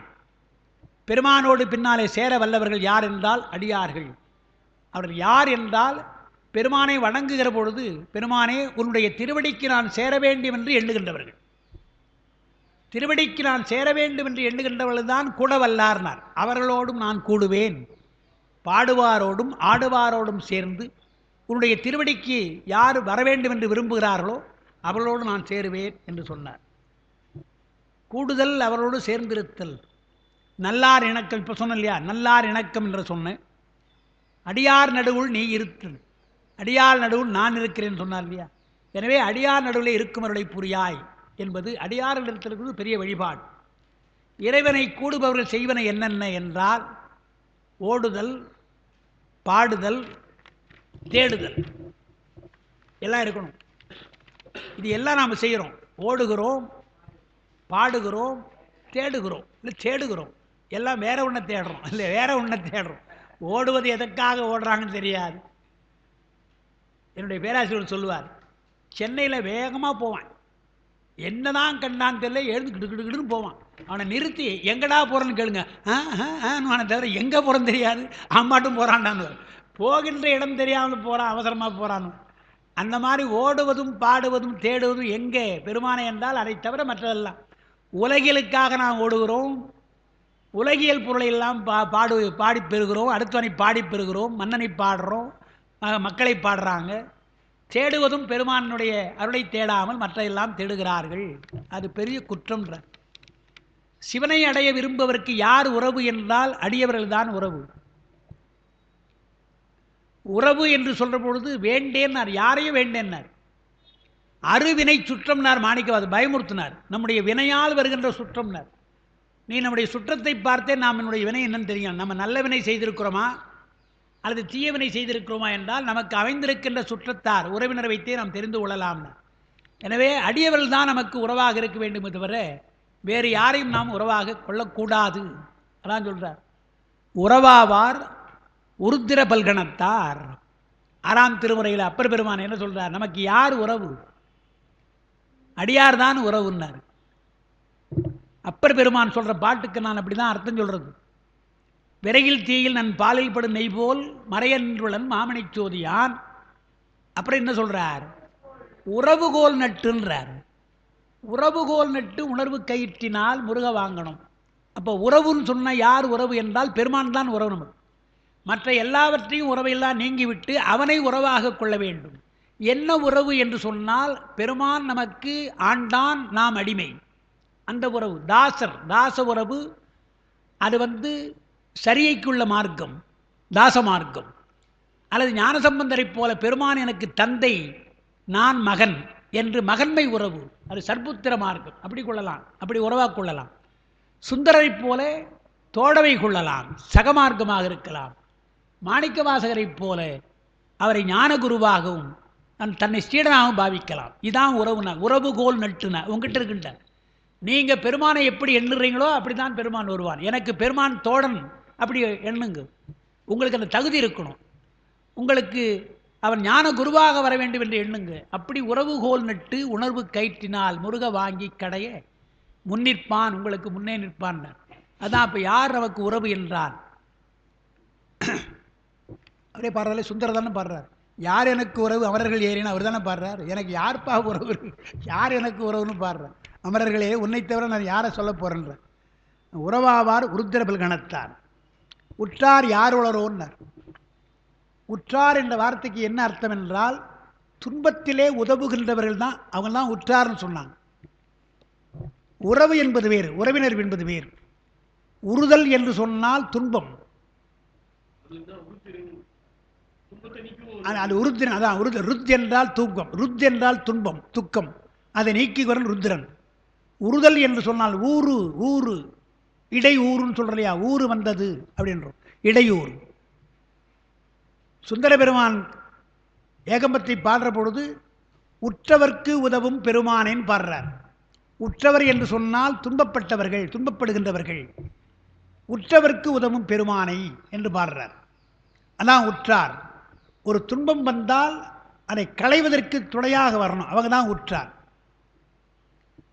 அப்போ யார் தெளிவாக பண்ணார், அற்ற குளத்தில் அருநீர் பறவை போல் உற்றுடி தீர்வார் உறவல்லர்னார். உற்றுடி என்றால் துன்பம் வருகின்ற பொழுது, உற்றுடி ஒரு துன்பம் வருகின்ற பொழுது விலகிடுவாங்க. எது போல என்றால் அற்ற குளத்தில் அருநீர் பறவை போல், குளத்தில் தண்ணி இருந்தால் எல்லா பறவையும் வந்து உட்காந்துக்கும். குளம் வற்றி போய்விட்டால் எல்லா பறவையும் போயிடும். வேடந்தாங்கல் போல வந்து போகும், பறந்து போயிடும் தண்ணி இல்லைன்னா. அவங்கெல்லாம் உறவல்லன்னார். உற்றுடி தீர்வார் உறவல்லர். அப்போ யார் உறவு என்றால் அக்குளத்தில், அதே குளத்தை சொல்கிறார், அக்குளத்தில் கொட்டியும் ஆம்பலும் நெய்தலும் போலவே ஒட்டி உறவார் உறவு. குளத்தில் தண்ணீர் இருந்தால் அந்த தாமரை மல்லி அல்லி எல்லாம் மேலே வளரும், அப்படியே வளரும். தண்ணீர் வற்றி போனால் அப்படியே அது இறங்கி அங்கேயே வாடி போயிடும், குளத்தை விட்டு போகாது. அதுபோல இருக்கும் தான் உற்றவர் என்று சொல்லி அற்ற குளத்தில் அருநீர் பறவை போல் உற்றுடி தீர்வார் உறவல்லர். அதான் உற்றார்னார். உற்றார் யார் உளரோ, உயிர் கொண்டு போகும் பொழுது உற்றார் யார் உளரோன்னார். என்ன அர்த்தம் இருக்கு? உயிரை கொண்டு போகின்ற எவன் வந்தால் அந்த துன்பத்தை நீக்குகிறவன் யாரா இருக்கிறானான்னு கேட்குறான். இந்த உயிரை நீக்காம இரு, அவனுக்கு பதிலாக என்னுடைய உயிரை எடுத்துக்கொள்ளி என்று யாராவது கேட்குறானா, யாராவது சொல்கிறானா? கூற்றுவனுக்கு சொல்கிறது கிடையாது. அல்லது கூற்றுவனுக்கு சொல்ல முடியுமா? அந்த உயிரை விட்டுட்டு சொல்ல முடியுமா? முடியாது. அந்த துன்பத்தை நீக்க யாராலும் முடியாது. உற்றார் யார் உளரோ உயிர் கொண்டு போகும்பொழுதுன்னு உற்றாரை யான் வேண்டேன். அதனால் அப்படிப்பட்ட உற்றாரை யான் வேண்டேன். இந்த மாதிரி விட்டு போகிறாங்க இல்லையா, அந்த மாதிரி உற்றார், உலகியலுக்கு பாசத்தை விளக்குகின்ற உற்றார் சுற்றத்தார் எனக்கு வேண்டாம் என்றுதான் உற்றாரை யான் வேண்டேன்னார். இந்த பாட்டுக்கு அப்பா உரை இருக்கிறது, திருவாசக உரையில் அப்பா எழுதுகிறாங்க, கற்றாரை யான் வேண்டேன் கற்பனவு இனி அமையும். அப்புறம் தான் உற்றாரைன்னு பாடுறார். கற்றாரை யான் வேண்டேன் கற்பனவு இனி அமையும் சொல்கிறாரே, கல்விதானே மிக முக்கியம். காலையில் கூட சொன்னாலே சிசண்முகம், கற்றதராய பையன் என்றால் இறைவனை நற்றால் தொடர்னு சொன்னாரே, கற்றாரை வேண்டேன்னு சொல்கிறாரே என்றால் உரை அதுக்கு எழுதுகிறாங்க, கற்றார் என்றால் உலகியலை கற்றவர்கள், உலகியலை கற்றுக்கொண்டு உலகிலே இருக்கிறாங்க அவங்க தானே தவிர மெய்நூல் கல்வி அல்ல. அதனால் கற்பனவு இனி அமையும் என்றால் உலகியல் நூல்களை எல்லாம் படித்தது ஒரு பட்டத்திற்காக, பதவிக்காக, பணத்திற்காக படித்த கல்வி வேண்டாம், உன்னுடைய திருவடியை சேருகின்ற கல்வி வேண்டும் என்றுதான் இந்த கல்வி வேண்டாம். கற்பனவு இனி அமையும் என்றால் உலகியல் நூல்களை கற்பனை அவையெல்லாம் இனி அமையும், அது போதும், எவ்வளோ படித்தாச்சு, இனிமேற்பட்டு பெருமானை சிந்திக்க வேண்டும் அல்லவா என்று அவர் சொல்கிறார்றாங்க. அதனால் அதான் இவங்க சொல்கிறார், உற்றாரை யான் வேண்டேன். அப்புறம் ஒலியோடு வாழ்தல் பாட்டில் ஓடவல்லார் தமரோடு நடாவுவன்னா நடப்பன் அர்த்தம். நடாவுவன் என்றால் உடந்து கலந்து பழகுவேன், பாடவல்லார் ஒலி, ஒலியோடு வாழ்வேன்றார். ஒலியோடு வாழ்தல் தாமும் அவரோடு சேர்ந்து பாடுதல்ன்றாங்க. பாடத் தெரியவில்லை என்றாலும் கோரசா பாடுகின்றார், கூட்டு பாட்டு பாடுகின்றார். நமக்கு பாடத் தெரியல இல்லையா, பாடுறாங்க இல்லையா, அவங்களோட சேர்ந்து பாடுங்க என்றால் திருமூலர் இறைவனை வணங்குகிற பொழுது கூட்டு வழிபாடு இருந்தால் நல்லது, தனியாக வழிபாடு சிறந்தது தான். இது போன்ற தோத்திரங்களை கூட்டு வழிபாடு பாடினால் நமக்கே பாட்டு வராமல் இருக்கும், நம்ம கூட நல்லா பாடுறமே நினைப்போம். என்ன பாட்டு தெரியாது, தனியாக பண்ண தெரியாது, கூட்டமாக பாடுற பொழுது பரவாயில்ல நம்ம கொஞ்சம் ராகம் வருதே அப்படின்னு ஒரு எண்ணம் வரும். அதுபோல் கூட்டு வழிபாடாக இருக்க வேண்டும் என்றார். காந்தியடிகள் அடிக்கடி தான் சொல்லுவாரான், கூட்டு பஜனை வேண்டும், கூட்டு பஜனை வேண்டும் என்று அவர் சொல்வார்னு சொல்லுவாங்க. அதான் அதுக்காக பாட்டு எழுதுகிறாங்க. அப்பா பரமனையே பாடுவார், பரமனையே பாடுவாருக்கு அடியன்னார் இல்லையா சுந்தரர். அவங்க வேற என்ன, வேற யாரையும் பாடுறது கிடையாது, அவங்க பாடுதல் தான் தொழில். ஏறக்குறைய ஓதுவார்களைப் போல, ஓதுவார்களுக்கு வேறு தொழில் இன்றைக்கு கிடையாது, அவர்கள் பெருமானையே பாடுகிறார்கள் அல்லவா என்று நடந்த செய்தி உங்களுக்கு தெரியும். நான் இங்கே சொல்லியிருக்க ஒரு முறை திருவான்மையூர் தேவாசிரிய மண்டபம் ஐயா சொன்னதுனால் சொல்கிறேன். தேவாசிரிய மண்டபத்தில் ராஜரத்ன ஓதுவார் என்று ஒருவர் இருந்தார். அவருக்கு வாய் திக்கும், வாய் பேசினா திக்கும், ஆனால் பாட்டு பாடினால் திக்காது. தேவாரம் தான் பாடுவார், வேற ஒன்றும் பாட மாட்டார். தேவாரத்தை அவர் பாட்டும் பாடிட்டு நாம் பாட ஆரம்பிக்கிறது பாடுவார், ஒரு அரை மணி நேரம் 3/4 மணி நேரம் பாடுவார், பின்னாலேயும் பாடுவார், திக்காது, தேவாரம் பாடுவார். ஆனால் முறையாக கற்றுக்கொண்டவர் அல்ல. ஆனால் அவர் என்ன செய்தார், அந்த கோயிலில் இருந்ததால் ஓதுவார்களுக்கெல்லாம் உதவ வேண்டும் என்று எண்ணினார். அவருக்கு ஒன்றும் கிடையாது கையில், முறையான சம்பளம் கிடையாது, முறையான ஓதுவாரம் கிடையாது. அப்புறம் பின்னால் கவர்மெண்ட்டில் இதை கொடுத்தாங்க. அவர் என்ன செய்தார், ஓதுவார்களுக்கெல்லாம் தம்மால் இயன்றதை கொடுக்க வேண்டும் சொல்லி ஸ்பான்சர் தான் வாங்குவார், தெரிந்தவர்கிட்ட வாங்குவார். அவரை நம்பி பல பேர் ஆயிரக்கணக்காக கொடுத்தாங்க. ஏன்னா அவர் கரெக்டாக செய்வார். அவர் 10,000, 15,000, 25,000 இதெல்லாம் நான் பார்த்துருக்குறேன். ஒரு ஓதுவாருக்கு 1,00,000 ரூபான்னு கொடுத்தார். 1,00,000 ரூபாய் அந்த ஓதுவாருக்குன்னு போட்ட பொழுது நான் கேட்டேன், என்ன ஓதுவார் இந்த ஓதுவாருக்கு 1,00,000 போட்டுறீங்களே, எல்லாருக்கும் 15, 25 ஏன்னா அவர் பிரித்து கொடுப்பார், எல்லாருக்கும் வேணும். இந்த ஓதுவாருக்கு மட்டும் 1,00,000 கொடுக்குறீங்களேன்னு கேட்டபோது அவர் சொன்னார், ஒரு விஷயம் சொல்கிறேன் உங்களுக்கு, அவருக்கு கொடுக்கலாமா வேண்டாமல் நீங்கள் சொல்லுங்கன்னார். இன்னும் நடக்கலை, விழா நடக்கலை, அச்செல்லாம் அச்சாச்சு. என்ன சொன்னார் அவர், அந்த ஓதுவார் இது அந்த 5 ஆண்டுன்னு படிக்கணும், படித்து முடித்தார். பாடசாலையில் முடித்த பின்னாலே ஏதோ ஒரு கோயில் சொன்னார், அந்த கோயில் பேர் எனக்கு நினைவில்லை, சிவாலயம். அந்த சிவாலயத்தை பணி அவருக்கு, அங்கே தான் தினந்தோறும் பாடுவார். தினந்தோறும் பாடுகின்றவர் இளமையிலே இருந்து திருமணமாகி வாழ்க்கை அங்கேயே தான் அவருக்கு, வேறு எங்கேயுமே போகலை, அந்த பெருமானையே பாடிக்கொண்டிருந்தார். அப்படிப்பட்டவருக்கு இல்லற வாழ்க்கையிலே ஒரு மகள் பிறக்கிறாள்.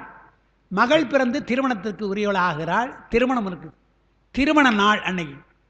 திருமண நாள் அன்னைக்கு போய் அவருக்கு தவற முடியாது, வந்து பாட முடியாது, காலை மாலை என்று பாட முடியாது. அதுவரையில் பாடிக்கொண்டிருந்தது. பெண்ணுக்கு திருமணம் ஆகுது, அதுவரை எங்கேயும் போனதே கிடையாது, அங்கேயே தான் பாடினான். வெளியூர் போனது கிடையாது, வேறு எங்கேயும் நடந்தது கிடையாது. எத்தனையோ நிகழ்ச்சி நடந்திருக்கு இல்லையா, எதற்கும் போகாத பெருமானே என்று இருந்தார். மகளுக்கு திருமணம், அப்போ மட்டும் வேண்டுகோள் தெரிந்த ஒரு ஓதுவாரத்தை சொல்லி, திருமணம் அன்னைக்கு மகளுக்கு வச்சிருக்கேனே, சிவாலயத்துக்கு வர முடியாது என்னால், ஆனால் பெருமானுக்கு பாடல் நிற்கக்கூடாது, தோத்திரம் நிற்கக்கூடாது, நீங்கள் பாடுங்க என்று சொன்னார். ஒத்துக்கிட்டாங்க. ஒத்துக்கிட்டு டேட்டெல்லாம் கொடுத்தாச்சு.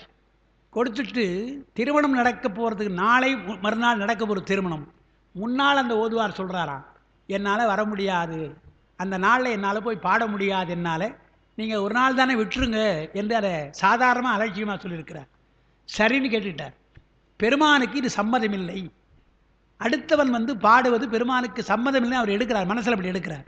எடுத்துட்டு தன்னுடைய மகள் திருமணத்துக்கு போகலைங்க, மகள் திருமணத்துக்கு போகாமல் அங்கே உட்கார்ந்து சிவாலயத்தை வந்து பாட்டு பாடுறார். அங்கே திருமணம் முடிந்த பின்னாலே கோயிலில் வந்து தான் அந்த பெண்ணும் மாப்பிள்ளையும் ஆசி பெற்றார்கள். இப்போ சொல்லுங்க, அவருக்கு 1,00,000 கொடுக்கலாமா வேணாமான்னாரு. அப்படி இருந்திருக்கிறாங்களே சில பேர். அந்த தான் எடுத்துக்கொண்ட பணி சிவப்பணி பெருமானுக்கு உள்ளன்போடு செய்ய வேண்டும் என்று எண்ணியது இருக்கு இல்லையா, இதெல்லாம் நடைமுறை இப்போ நம்ம நேராக கேட்குது. அப்போ எத்தனை பேர் அப்படி இருந்திருப்பாங்க, அந்த காலத்தில் எப்படி இருந்திருப்பாங்க, இந்த காலத்திலே அப்படி இருக்கிறாங்கன்னு சொன்னாங்க. அப்படி இருந்தவர் ராஜரத்னம் ஓதுவார். இப்போ அவர் இல்லை, ரொம்ப அவருக்கு வந்து எதிர்பாராமல் ஒரு விபத்து தான் நேர்ந்து போயிட்டார்.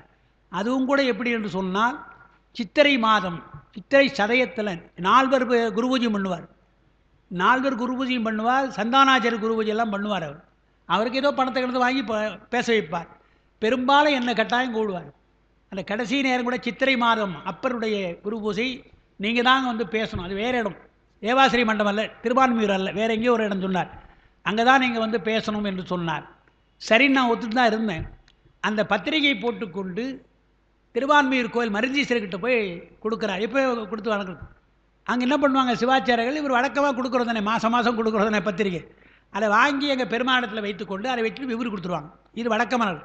அதே போல தான் அன்றைக்கு சித்திரை சதயம் அப்பருடைய குரு பூஜைக்கு உள்ள அந்த பத்திரிகை நான் பேசுகிற என்னுடைய பேர் இருக்குது, அதை எடுத்துக்கொண்டு போய் கொடுக்குறார். அன்றைக்கு சிவாச்சாரியர் என்ன பண்ணுறார், நேராக கொண்டு போய் பெருமானுடைய திருவடியில் வைக்கிறார். வைத்துட்டு அவர் என்ன எண்ணினாரோ தெரியல, அதான் பெருமானுடைய எண்ணம். எடுத்துக்கொண்டு வரப்பொழுதே பெருமானுடைய பெரிய மாலை ஒன்று, வழக்கமான ஓதுவார் தானே, சும்மா விபூதி கொடுப்பாங்க, வெல்வம் கொடுப்பாங்க, பெரிய மாலையை கொண்டு வந்து போட்டாராம் ராஜரத்ன ஓதுவார். என்ன மாலை போடுறீங்களேண்ணா, இல்லை பெருமான் போடுறார் போட்டுங்க என்று அவருக்கு என்ன மனசில் தோன்றிருக்கு. அந்த சிவாச்சாரியர் மாலையை போட்டுக்கொண்டார், வாங்கினார். அந்த கோயில் விட்டு வெளியே வந்தார். ஒரு பெரிய குடிச்சிட்டு ஓட்டுற ஆட்டோக்காரன் 2 பேர், சரியான மோதல், அங்கேயே போயிட்டார். பெருமானை அவரை அழைத்து எப்படி அடிச்சுக்கிறான் பாருங்க. விபத்தாக இருக்கலாம், அது கொடூரமான விபத்தாக இருக்கலாம், மரணமாக இருக்கலாம், ஆனால் நல்ல மாலையை போட்டு வாப்பானி என்று திருவடிக்கு அடிச்சுக்கிறான்னு சொல்கிறாங்க. இதெல்லாம் இன்றைக்கி நாம் பார்க்குறோம். பெருமானுடைய அருள் வெளிப்படுகின்ற இடம்னு எழுதுகிறாங்களே, ஓடும் இடம்னு எழுதுகிறாங்களே, பெருமான் வெளிப்படுகின்ற இடம் கோயில் சும்மாவும் சொல்கிறான். அப்படி இன்றும் இருந்து கொண்டு நமக்கு அருளுகிறான் என்பதுதான் பார்க்குறோம். இது மாதிரி எத்தனையோ நிகழ்ச்சிகளை நாம் சொல்லலாம். அதுக்காக ஞாபகம் வந்து பரமனையே அதுக்காக சொன்னேன், பரமனையே பாடுவார். அவர் என்னென்ன கொள்கை தெரியுங்களா? அவருக்கு எல்லாம் ஆச்சரியமாக இப்போ நினைக்கணும். அந்த இடத்துல நல்ல கீர்த்தனை பாடக்கூடியவங்க, நல்ல ராகத்தோடு கற்றுக்கொண்டவர்கள். ஏன்னா சென்னையில் உங்களுக்கு பல பேர் இருப்பாங்க, பல ராகத்தோடு பாடக்கூடியவங்கலாம் கெஞ்சுறாங்க, எனக்கு கொஞ்சம் சான்ஸ் கொடுங்க, தேவாசிரி மண்டபத்தில் நான் தேவாரம் பாடணுன்றாங்க. அவர் என்ன சொல்கிறார்? திருமுறை தேவாரம் பாடுகின்றவர்கள் என்றால் தேவாரத்தை முறையாக கற்றுக்கொண்டுள்ளா இருக்கணும். நீங்கள்லாம் சங்கீதம் கற்றுக்கிட்டுங்க, நீங்களாம் கீர்த்தனை கற்றுக்கிட்டவங்க, மற்ற சங்கீதம் கற்றுக்கொண்டு தேவாரம் பாடக்கூடும். நல்லா பாடக்கூடியனா அவங்க. பண் தெரியுமா உனக்கு? பண்ணோடு பாடுகின்ற அந்த ஓதுகின்ற முறை உங்களுக்கு தெரியுமா என்று யாரையும் சேர்க்கறது கிடையாது. பெரிய பெரிய ஆள்லாம் எத்தனை பேர் இங்கே கூட அதுங்க வெளியே போயிடனா பாடுங்க. நீங்கள் தேவாசிரிய மண்டபத்துக்குள்ளே தேவார ஓதுவாரெல்லாம் முறைப்படி தேவாரத்தை கற்றுக்கொண்டு தான் பாடணுமே தவிர கிடையாது. அதே போல் பேச வைப்பதும் அப்படி தான். பேச வைப்பதில் எல்லாரும் உள்ளே சேர்க்க மாட்டாங்க. பல பேர் கேட்பாங்க, அங்கே பேசணும்னு கேட்பாங்க, உள்ளே யாரையும் விட மாட்டாங்க. சரியான ஆட்கள் தான் வேண்டும் என்று அவருக்குன்னு ஒரு குரூப் இருந்தாங்க. அதில் என்னையும் கட்டாயம் கூடுவார் பல பேர். அதில் அப்படி செய்தவர் தான். அப்படிலாம் செய்தவர். அவருடைய பக்திக்கு எத்தனையோ சொல்லலாம். அந்த தேவாசிரி மண்டபத்தில் 4 சிலை பெருசாக ஒரு படம் இருந்தது. இந்த பெருக்கில் அங்கே ஒரு படம், அது ஒரு பெரிய படம் இருந்தது. ரொம்ப நாளாக இருந்து அது கொஞ்சம் லேசாக மங்கி போச்சு. அது என்ன தான் கேட்பார், சில சஜஷனை கேட்பார். ஐயா, இந்த படம் ரொம்ப பழசாக போச்சு, இதை எடுத்துகிட்டு வேறு ஒன்று புதுசாக போடலாமா அப்படின்னு கேட்டார். தப்பில்லைங்க, போடலாம், தவறு கிடையாது. ஆனால் என்ன செய்யுங்க, அந்த படத்தை என்ன பண்ணுங்க, நன்றாக கிழித்து விட்டு பெருமானுடைய அபிஷேக தண்ணீர் இருக்குல்லையா, அந்த தண்ணியில் கரைச்சிடுங்க. கோயில் தான் இருக்கீங்க, அதில் கரைச்சிடுங்க, வெளியில் எங்கள் குப்பையெல்லாம் போடாதீங்கன்னு நான் சொன்னேன். அதே மாதிரி அவர் என்ன செய்தார், புது படம் வாங்கியாந்துட்டார். புதிய படம் வாங்கியாந்துட்டு அந்த மாட்டை போகிறார். பழசு அவரால் எடுக்க முடியல, மனசு வரல. அவர் அது எப்படி எடுக்கிறது? எவ்வளோ நாளாக இருந்தது, நாள்தோறும் பூஜை பண்ணுறாரு, தீபார்த்தனை பண்ணுவார்.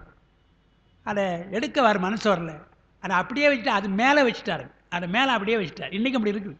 அவர் சொன்னார், சாயங்காலம் நான் போகிறேன், தப்பாக நினைக்காதீங்க, 4 வரை எடுக்க போனேன், எனக்கு மனசு வரல, அது அப்படியே இருக்குது பழசா, நான் மேலே ஒட்டியிருக்கிறேன் அப்படின்னா. எவ்வளோ பக்தி அவளுக்கு இருந்திருக்கு. சாதாரண ஓதுவாருங்க, பெரிய ஒன்றும் அவர் செல்வ வளத்தில் இல்லை, அளவு கடந்த அன்பு அவர் மேல், திருவான்மையூர்.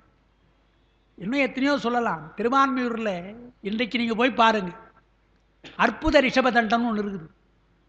அற்புத ரிஷபதண்டம்னு ஒன்று இருக்குதுங்க. பிரதோஷத்தின் பொழுது அவர் என்ன செய்வார், பல ஓதுவார்களெல்லாம் கொண்டு வந்து பாடுவார். பெருமான் பிரதோஷம் முடிந்தவுடனே அங்கே உலா வருவார், கோயிலில் உலா வருவார். அப்போ எல்லா தேவார நிறைய பேர் வருவாங்க, நிறைய தேவார ஓதுவார்கள் பாடிக்கொண்டே சுற்றி வருவாங்க. முன்னே ஒருவர், அதற்காக ஒருவர், ரிஷபதண்டம் நீங்கள் எடுத்து பாருங்கள், ரொம்ப கனமாக இருக்கும், பெரிய பித்தளையில் ரொம்ப கனம், தூக்க முடியாது. அதை தூக்கி கொண்டு வருவதற்காக ஒரு சிறப்பாக ஒருவர், தீட்சை பெற்றவர், அனுஷ்டானம் செய்து கொண்டு முறையாக மடியாக அதை எடுத்துகிட்டு வருவார். பின்னாலே பெருமான் வருவார், ஓதுவார்கள் பாடிக்கொண்டு வருவாங்க. அது என்ன ஆயிற்று என்றால், ஏதோ ஒரு நாள் ஒரு குறிப்பிட்ட அது கோயிலுக்குள்ளே ஒரு பக்கம் திரும்புகிற பொழுது அந்த கை ஷாக் அடிக்கிற மாதிரி இருந்தாங்க. இன்றைக்கி எனக்கு அடிச்சது இல்லையா ஷாக், அந்த மாதிரி ஷாக் அடிக்கிற மாதிரி இருந்துதான். உடனே விட்டுட்டாராம். இப்போ நான் விட்டுட்டு கீழே விடணும், அந்த மாதிரி அடித்த உடனே முதல்ல முறையாக அவருக்கு வருது. ஷாக்குன்னு விட்டுட்டார். விட்டுட்டா அப்படியே நிற்குதுங்க, அப்படியே நிற்குது, கீழே விடலை, அப்படியே நின்று கொண்டு அப்படியே வணங்குறாங்க எல்லாரும். டேட்டோடு எழுதி வச்சிருக்கிறாரு, இன்றைக்கி போனால் அந்த டேட் இருக்கும், எந்த டேட்டுன்னு இருக்கும் எழுதி வச்சிருக்காரு. அப்புறம் கொஞ்ச நேரம் படுத்து கொஞ்சம் சாஞ்சுது, பிடிச்சிட்டாங்க. கொஞ்சம் நேரம் இருந்து ஒரு 10 நிமிடம் அவர் எழுதுறார். எத்தனை நிமிஷம் எழுதுறார் எனக்கு நினைவில்லை, ஒரு 10-15 நிமிடம் நின்று அப்புறம் அவர் சாஞ்சிட்டு பிடிச்சிட்டாங்க. அப்புறம் வழக்கம் போல் பிரதோஷம் உற்சவம் நடந்து முடிஞ்சு போச்சு. அதே மாதிரி அடுத்து ஒரு வருஷம் நினைக்கிறேன், ஒரு வருடம் கழித்து அதே மாதிரி வேறு ஒரு திசையில், இது ஒரு திசை இன்னொரு திசை, அந்த திசையில் அதே மாதிரி கரண்ட் அடிக்கிற விட்டுட்டார். விட்டால் அதே நின்றுது, ஒரு 10-15-20 நிமிஷம் நின்றுது. அப்புறம் சாஞ்சிட்டு பிடிச்சிட்டு வந்துட்டாங்க. இது 2 முறை. இந்த 2 முறையும் எந்த நாள் என்றது எழுதியிருக்கிறார். இன்னைக்கு எந்த நாள் எந்த நேரம்னு எழுதியிருக்கிறார். இதை என்கிட்ட சொல்லுவார், அடிக்கடி சொல்லுவார். ரிஷபதண்டை பார்த்து பெருமான் நின்ற இடம் நின்றார். ஏன்னா வந்து நிற்கும் வான்மீயூர் வேசனின்னு வருது இல்லையா, அதை எழுதுவார். வந்து நிற்பான் வான்மீயூர் வேசனின்னு சொன்னாங்க, அப்புறம் பாடினார். அது மாதிரி நிற்பார் ரிஷபதண்டம் சொல்லுவார். ஒரே முறை அது மாதிரி பிரதோஷம் எனக்கு பேச்சு போட்டிருக்கிறார்.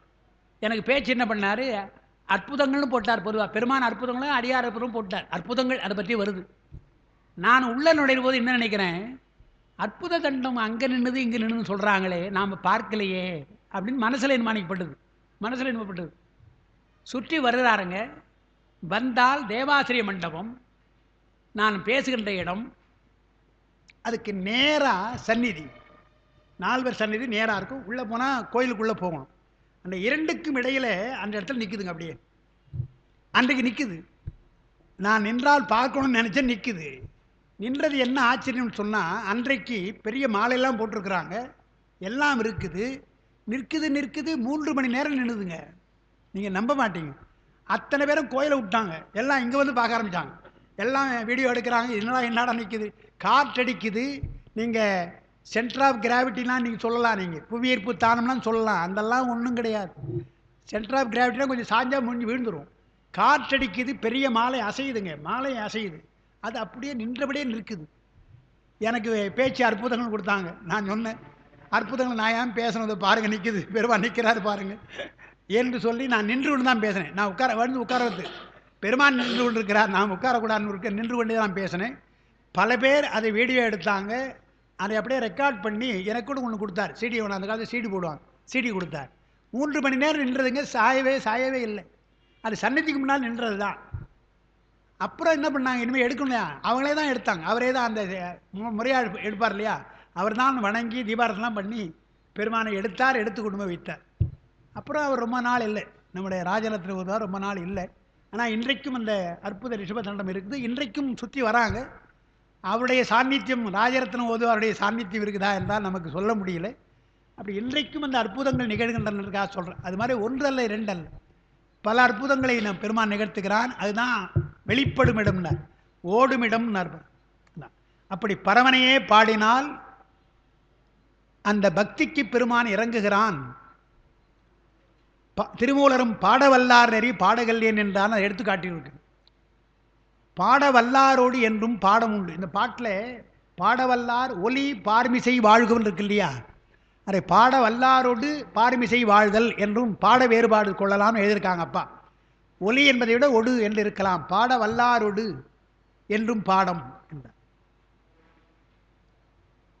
தேடுதல் என்று சொன்னால் பெருமானை அடைகின்ற வழி, எப்படியெல்லாம் பெருமானை அடையலாம் என்று கேட்கிறாங்க இல்லையா, எதை செய்யலாம்.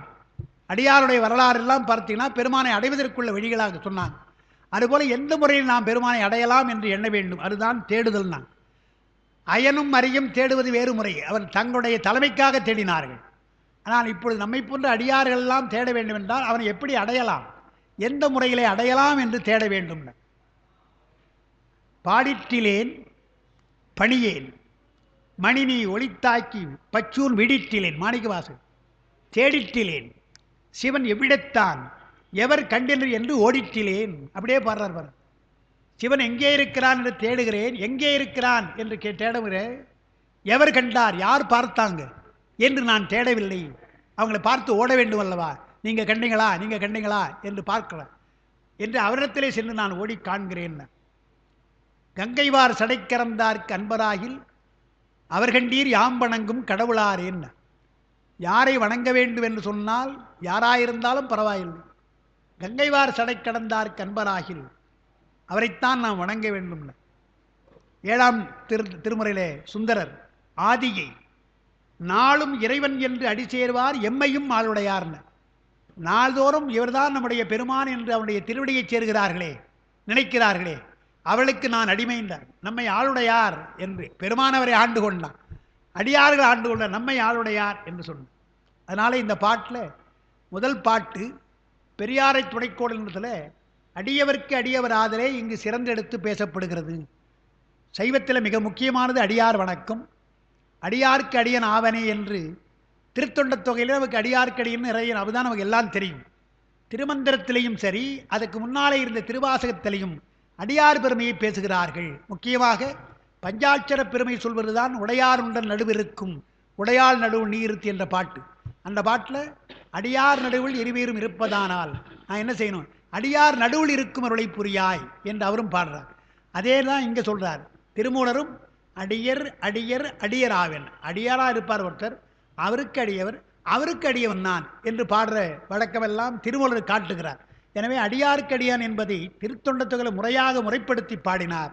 ஆனால் அடியாருக்கு அடியான் என்ற இலக்கண மரபு நமக்கு சைவத்தில் பழமையாக இருக்கிறது என்று நாம் பார்க்கிறோம். அல்ல, அந்த யான் என்று சிவனை விரும்பிய யான் யான் வருது இல்லையா பாட்டு, கூடவார் அல்ல கூடவல்லாரடி கூடுவல் யானேன்னு வருது இல்லையா. இந்த யான் என்பது என்ன என்றால் பெருமான் திருவடியை அடைய விரும்புகின்ற யான் என்ற அர்த்தம். யான்னா நான் அர்த்தத்தை சொல்ல தன்னை முன்னிறுத்திக் கொள்ள, அவர்களைப் போல நானும் பெருமானுடைய திருவடியை அடைய வேண்டும் என்று விரும்புகின்றேன். அந்த விரும்புகின்ற யான் ஓடவல்லாரோடு நடாவுவேன், பாடவல்லாரோடு பாடுவேன், தேடவல்லாரோடு நான் பார்மிசை வாழ்வேன், கூடவல்லாரடி கூடுவேன் என்று முதல் பாட்டில் பெரியாரை துணைக்கோடல அடியார்க்கடியன் என்று சொன்னார். இனி அதற்கடுத்த பாடல் இரண்டாவது பாட்டு. தாம் இடர்பட்டு தளிர்போல் தயங்கினும் மாமனத்து அங்கு அன்பு வைத்தது இலையாகும். நீ இடர்பட்டு இருந்து என் செய்வாய் நெஞ்சமே, போமிடத்து என்னுடும் போது கண்டாயே. நெஞ்சத்துக்கு அறிவுறுத்தல் என்று ஒரு மரபு சொல்வாங்க திருமுறைகளில். நன்னெஞ்சே நன்னெஞ்சே என்று கூப்பிட்டு அழைக்கிறாங்க இல்லையா. எனவே நாம் விரும்பினாலும் மனம் விரும்பாது, அது எங்கேயோ போகும். அதனால் என்ன சொல்கிறார், எங்கே நீ எங்கே போக, என்னை விட்டுட்டு எங்கே போக போகிற? சரி, உன்னை விட்டுடுறேன், தனியாக விட்டுடுறேன், நீ எங்கே போக போகிற? எங்கும் உனக்கு போக இடம் கிடையாது. எனவே என்னோடு வா, உனக்கு நான் வழிகாட்டுகிறேன், அந்த வழியிலே சென்றால் நான் உய்தி பெறலாம் என்று நெஞ்சை கூப்பிடுவதாக வருகின்றது. பல இடங்களில் நீங்கள் பார்க்கலாம். அந்த அப்பர் பெருமானுடைய பாட்டு நிலைபெறுமாறு என்னுடைய நெஞ்சே அறிவான், அதையும் சொல்கிறார். அந்த சினமே மனமெனும் தோணி பற்றி என்ற பாட்டு இருக்கு இல்லையா. மனமென்னும் தோணி பற்றி மதி என்னும் கோலை ஊன்றி என்று ஓடும்போது மதனெனும் பாறை என்றார். மதனெனும் பாறை தாக்கின்றார் இல்லையா. அந்த மதன் என்பது மயக்கம்னு அர்த்தம். இதெல்லாம் இந்த சினத்தையெல்லாம் அடக்கி எல்லாத்தையும் வச்சு கொண்டு போனாலும் கூட மனம் இருக்கு இல்லையா, அந்த மனம் மயக்கத்தை தரும். அது பெரிய பாறை என்றார். நீ நன்றாக ஓட்டி கொண்டு போகலாம், சினத்தை அடக்கி விடலாம், செறிகடலாக இருக்கிற பிறவிக்கடல் ரொம்ப ஜாக்கிரதையாக நீந்தலாம். ஆனாலும் கூட மயக்கம் என்ற பாறை தாக்கினால் ஒன்றும் கெட்டுப்போகும். அதுக்கு எது காரணம் என்றால் மனம்தான் காரணம். நீ போகின்ற வழியை மாற்றுவது மனம்.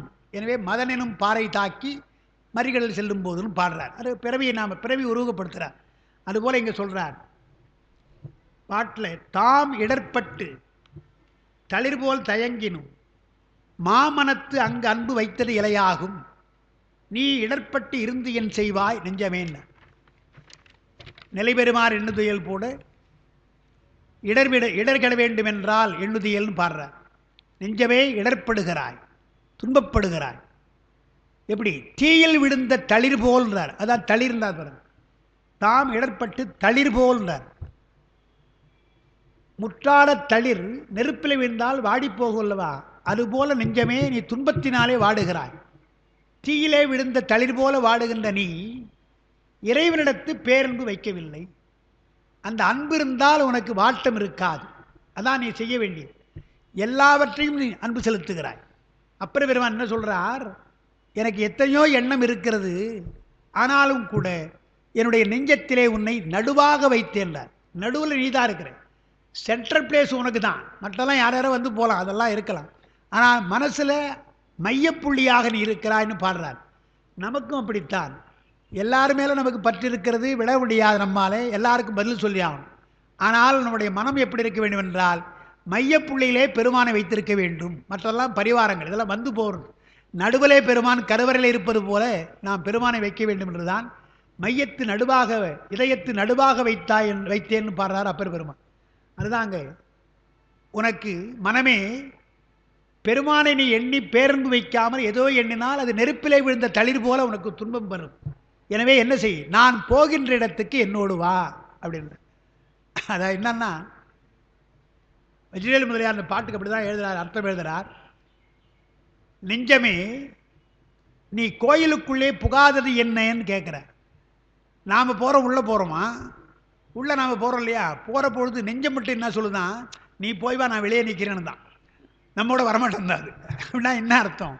நாம் உள்ளே போனாலும் வெளியில் என்ன நடக்குதுன்னு நம்ம பார்த்து நினச்சிக்கிறோம். அதான் சொல்கிறாரு, கோயிலை வணங்கினாலும் கூட வெளியிலே என்ன நடக்கிறது என்ற எண்ணம் தான் வருகிறது, அல்லது அடுத்து என்ன செய்யலாம் என்று தான் எண்ணமே தவிர சந்நிதியிலே இருந்து கொண்டு பெருமானை எண்ணுவது கிடையாதுன்னு அரங்கராமலிங்கம் இருக்கார பேராசிரியர்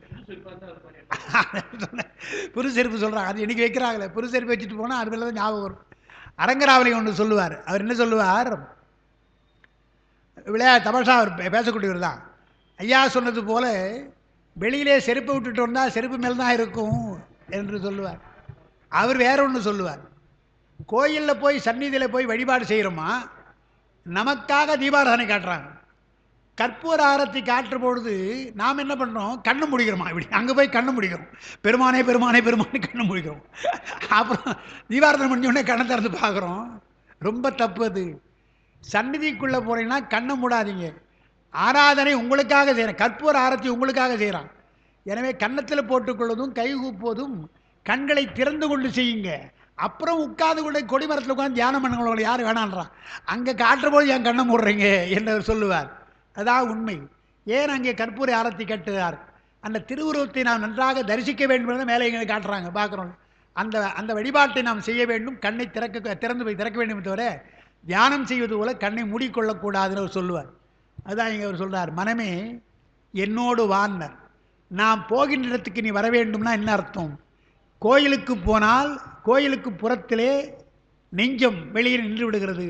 நாம் மட்டும்தான் உள்ளே போகிறோம்னா அங்கே யாரும் கிடையாது இல்லையா? நாம் தான் வேறு நினைவோடு போகிறோம், பெருமான் நினைவோடு நாம் போவதில்லை என்று பார்க்கிறோம்.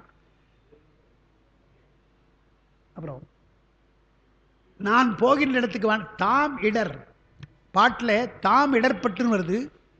தாம் என்பதில் தாவுதல் வைத்துக்கணும். தாவுதல், நாம் எல்லாவற்றிலும் அகப்பட்டு கொண்டோம். நம்முடைய மனம் எல்லாவற்றிலும் அகப்பட்டு கொண்டது. பெருமான் மேலே இருக்கிற பக்தியை தவிர மற்ற எல்லாற்றிலும் அகப்பட்டு கொண்டது. அதனால் தீயிலே விழுந்த தளிர் போல் வாடுகிறோம். நமக்கு எத்தனையோ எண்ணங்கள் மனசில். அதனால் நீ வருந்தி பயன் கிடையாதுன்னு, பலவற்றை நீ எண்ணி எண்ணி வருந்துகிறாய், அதனாலே பயன் இல்லை. என்னோடு வந்தால் ஒரு பயன் உண்டு. எங்கோடு வா, ஒரு பயன் உனக்கு. நான் போகின்ற இடத்துக்கு வா, உன்னோட பயன் உண்டு. குழந்தையை நீங்கள் கூப்பிட்டீங்கன்னா உடனே அது வராது. வந்தால் என்ன தருவே, அங்கே என்ன இருக்கும், இதெல்லாம் கேட்குறோம் இல்லையா? அதே தான் நாம் கேட்குறோம். கோயிலுக்கு சென்றால் என்ன கிடைக்கும், என்ன பயன் என்று தான் போகிறோம் இல்லையா? கோயிலுக்கு சென்றால் பெருமானுடைய அருள் கிடைக்கும் என்பது தான் நமக்கு பயன். அதான் இன்றைக்கி சொன்னது போல் கற்றதனால் ஆய பயன், அதுதான், வேறு பயன் கிடையாதுன்னு சொல்கிறார். எனவே என்னோடு வந்தால் என்ன பயன் என்றால், தனியே நின்றால் பயன் கிடையாது. என்னை விட்டு தனியே இருந்தால் உனக்கு பயன் கிடையாது. அதை விட என்ன பண்ணு, கொஞ்சம் வந்து பார், என்னோடு வந்து பார், ஏதாவது பயன் இருக்கும் என்று தான் சொல்கிறார். என்னோடு வந்தால் உனக்கு இழப்பு கிடையாது. தனியாக என்னை விட்டால், மறந்து போனால், என்னை விட்டு விட்டு போனால் உனக்கு இழப்பு கிடையாது, இழப்பு அதிகம். என்னோடு வந்தால் உன் இழப்பு கிடையாது, பயனும் உனக்கு வரலாம் என்றார். அது ஒரு குறிப்பு அப்பா எழுதியிருக்கிறாங்க. நெஞ்சம் என்பது சிறுமைத்தனம் உடையது. நெஞ்சத்துக்கு சிறுமைத்தனம், நல்லதை கேட்காது எப்பொழுதுமே, கெட்டதை உடனே பிடிச்சிக்கும், கெட்டதை ரொம்ப விரும்பும். அது நமக்கு தெரிஞ்ச ஒரு விஷயம். அதனால்தான் அப்பர் பெருமான் நெஞ்சம் உமக்கே இடமாக வைத்தேன், என்னுடைய நெஞ்சத்தை உமக்கே நான் இடமாக வைத்தேன் நிறைய பாடியிருக்கிறாங்க. எனவே சிறுமை உடையதான். எனவே பெரிய பொருளாக இருக்கின்ற பெருமானிடத்தில் போகலாம் என்று சித்தம் எண்ணினால் மனம் வராது. சித்தம் சிந்திக்கிறோம். உயர்ந்த சிந்தனையினாலே பெருமானை எண்ண வேண்டும் என்று மனசை கூப்பிட்டா, நீங்கள் போயிட்டு வாங்க நான் இருக்கிறேன்னு சொல்கிறான் அடிப்படை. இப்போ ஒரு கோயிலுக்கு நாங்கள் போயிருந்தோம், தல யாத்திரை வெளியூர்லேருந்து வந்திருந்தாங்க, அவங்க கூட போயிருந்தோம். பாபநாசம், கும்பகோணத்து பக்கத்தில், அங்கே உங்கள் பாபநாசம் அல்ல, திருநெல்வேலி பாபநாசம் அல்ல, கும்பகோணத்து பக்கத்தில் ஒரு பாபநாசம் இருக்குது. தஞ்சாவூர் பக்கத்தில் போனால் பக்கத்துலேயே ஒரு பாபநாசம். 108 சிவலிங்கங்கள் அங்கே இருக்குது. அங்கே சில பேர் வழிபட்டுருக்கலாம். நாங்கள் போகிற பொழுது மணி 8 மணி இரவு.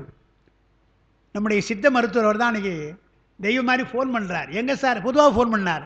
ஐயா நாங்கள் தலையாத்தில் இருக்கிறோன்னு சொன்ன உடனே எங்கே இருக்கிறேன்னு கேட்டார். தஞ்சாவூர் பக்கத்தில் கும்பகோணம் வந்துட்டு இருக்கணும். ஐயோ அப்படியா வரீங்க, அந்த வழியில் தான் பாபநாசம் இருக்குது.